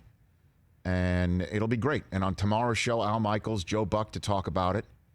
And then Jonathan Banks of Better Call Saul and Breaking Bad fame and 48 Hours fame and Beverly Hills Cop. Now, he was the one who was thrown through the buffet at the Harrow Club. He wrecked the buffet. He actually wrecked the buffet. Well, I mean, the guy who wrecked the buffet is Axel Foley. But he went into the buffet. Because he threw Jonathan Banks through the... Do you think the question is, do we ask Jonathan Banks if he did the stunt himself? Oh, sure. Yeah. Okay, very good. Yeah. Well, cuz. I love that. Oh, my gosh. Great movie. 844-204-RICH, number to dial. Parker in Indianapolis has been holding on quite some time. What's up, Parker? Hi, Rich.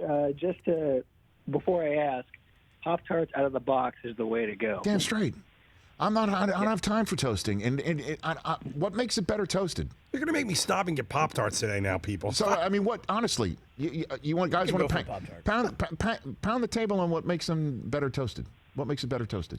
It's the warmness, kind of heats it up, kind of melts in your mouth a little bit. A little more gooey? Yeah, the frosting kind of melts in the mouth. Yeah. Parker, I'm with you. You and I are brothers in just It does say better toasted on the box. It's also you pop tart. It's a tart that you pop. Well, the pop is the pop coming out of the toaster. Did you hang up on Parker? By accident.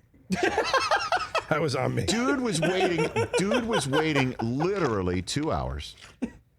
We just brought up Pop-Tarts out of nowhere. You started talking about food, Rich, and I'm getting really excited about food. And I trigger fingered. I admit Parker. That was on me. I put the hand up. Foul on It did say Colts quarterback situation. So Okay, Parker, call back if you're out there. I'm sorry about that. I will say this. That's on me. I will say this. That was on me. Phillip Rivers is the perfect guy to win a championship with right now, and they have surrounded him. I love that Jonathan Taylor pick. That running game for Phillip. If Phillip could be one of those guys that throws it 20 times a game. Say Phil's going to game manage? I'm not going to say game manage. I'm not going to say game. I did not say the words game manage. You said game manage.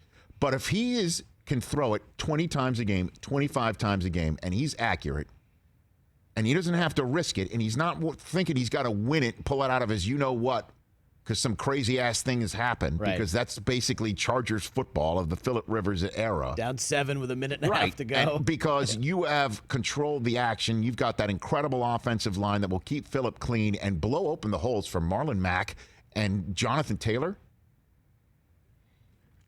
Come on now. And then they got Jacob Eason, the big-armed kid, in the 4th round. Now, that's the project. That's the guy.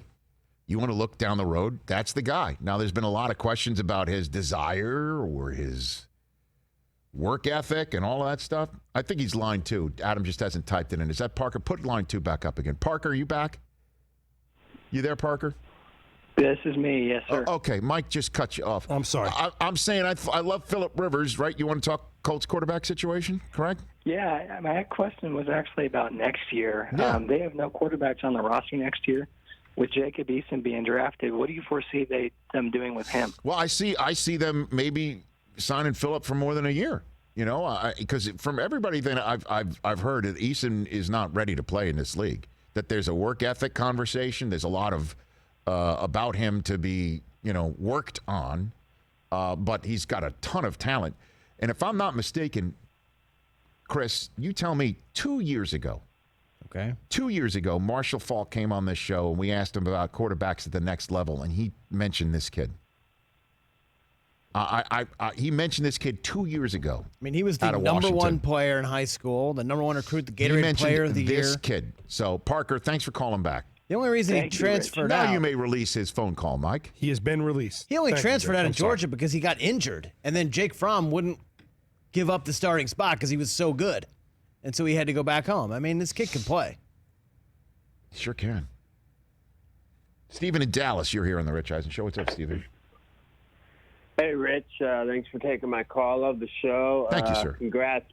Congrats, Brockman, on the new baby. Thanks, buddy. Appreciate it. I just want to let you know, Rich, that this is the turnaround of your franchise that you beloved, the New York Jets. The signing of Frank Gore may not seem like it, but Frank Gore is a winner. He's going to get Le'Veon Bell doing what he needs to do. He's going to get you that 3 and 4 yards you need. They won 7 games last year. Rich, your New York Jets are going to the playoffs this year. Yes, Steven. That's all I needed to hear. Thank you, Steven. You made my day. Yes, sir. Thank you for calling. Now let me give the flip side to that. Hot take. So you're telling me, I've been waiting 50 years, right? 50 years. I'm a 50-year-old man. I have love for Joe Namath. My children think he sells insurance. I got to point to the wall and say, no. No, that photograph of your dad hugging this man is not because he sells insurance. He sells dreams. He sold dreams. He sold swagger. That man, when there was a Super Bowl in my hometown, New Jersey, and it was supposed to be freezing cold, wound up being a beautiful day. Beautiful 60-degree day. But who still showed up in a fur coat for that coin toss? Willie Namath. But the fact that I'm still talking about that man as a 50-year-old man means I've got a lot of water under the bridge. Well, you do in New York. If you're telling me that all that heartache and pain, all the waiting, all the hoping, all the trapdoors opening is all going away because a 36-year-old running back just signed as a free agent in the month of May, I'll buy that bridge named Brooklyn. I'll try my best. What do you think, Chris? Do you think it all changes now because he's going to bring me those 3 yards, keep Sam Darnold on schedule? Settle down just a little bit. He's going to be making sure it's 2nd and 5, not 2nd and 8. He's going to make sure it's 3rd and 3, not 3rd and 7. Francis Albert Gore. Yeah. It's not an old running back league. It's a quarterback league. Old running back is back. So. God, I hope so. Wait till you see who the Patriots open up against, man. That's all I'm going to say about that. Now, you could take it by meaning just like wait till you see, or me as a Jet fan going, wait till you see. Wait till you see. Yeah. I mean, I hope it's Buffalo. That'd be great. Yeah. I can't comment because no, again, I understand. You don't want to know. I understand. I don't want to say. I've logged off Twitter. But here's the deal. Like, I don't want to say. Bills there's fans a lot have of been people talking working a lot. very hard. You know what I mean? Yeah, I'm done. And by the way, if there's anybody out there, I love this. I've got now a multi-million household linear cable platform of this show for the first time for a scheduled release day. Okay? I'm excited. So thank you, NBCSN, for this opportunity and platform to beam this out. NBC. SN. Thank you. I've been practicing that. Let me say this. All of us at NFL Network, we are working. You should see the amount that's going on right now to make sure that this gets pulled off. I mean, it's crazy. The remotes that are being scheduled with people who are sitting at home to turn cameras on, and people sitting at home in front of a camera, people sitting at home to make all this thing happen. And by the way, it's a pleasure. It's a pleasure to do. So understand that. It's a pleasure and a privilege to do, okay? But everybody out there who's yapping with a schedule that's in your hands to make sure that you can put it up on your website on time, you can put it up in front of your fans on time, that you're front-loaded to make sure it looks nice when it is time to release this schedule, and you're front-loading it to somebody else, and they're now tweeting about it. I wave my finger. Let's get them all. Let's hit them all now while we got the muscle. I am the Frank Pantangeli of NFL schedule hosts. Although I shouldn't say that because I know I wound up for Frank. Not very good. We're trying. Be quiet. I could have come on. You know what? I could have come on today. And you could have just laid it all out. Oh, yeah. Yeah, because it's what's the name of the show? What's the name of the show? It's very simple. This is the Rich Eisen Show. Yeah. There's no I in team. There are two I's in Rich and Eisen. It made a lot of news today. There's a me in team. I could tell you what's on Thanksgiving. I could tell you what the opening weekend is. Instead, I won't. But I will continue to mention I do know it to flex. Humbly. But it's out there, right? People are yip-yapping. Yeah. Does Francesa have the Jets and Giants schedule yet? I just checked. He hasn't tweeted anything. Oh, my God. Because if he doesn't get it, the Pope is slipping. Let me see if Funhouse posted it. The Pope would be slipping. It's out of Vatican City. Oh, you're looking at the Funhouse? Yeah. Funhouse. John, in New York, where I'm sure we're about an hour away from Francesa telling you who the Jets and Giants are playing every single week in order. Nothing yet on. What's up, John? Hey, big fan, Rich. What do you think of Sam Darnold this year? Think he's going to really progress? All right, first of all. All the Jets calls. We'll take them all right now. Everybody call in. John, hold on a second. Leave me and John alone. Oh, John's 14 as well. John, how old are you? I'm 14. Oh, John, why are you a Jet fan, John? I don't know. I think her. No, hold on a second. Is it your dad? Is it your mom? Is it your uncle? My Is dad. it your aunt? It's your dad. Your dad did it, huh? Yeah.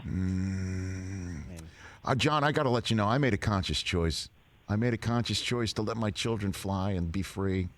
Helps to have a wife who's a diehard Patriot fan and Tom Brady be the face of that franchise and me going to Michigan and Tom being a great Michigan man. It was very simple. But, John, I feel for you. I'm with you. I wear the scars. I'm a 50-year-old man. I hope you're not 36 years from now lamenting like me.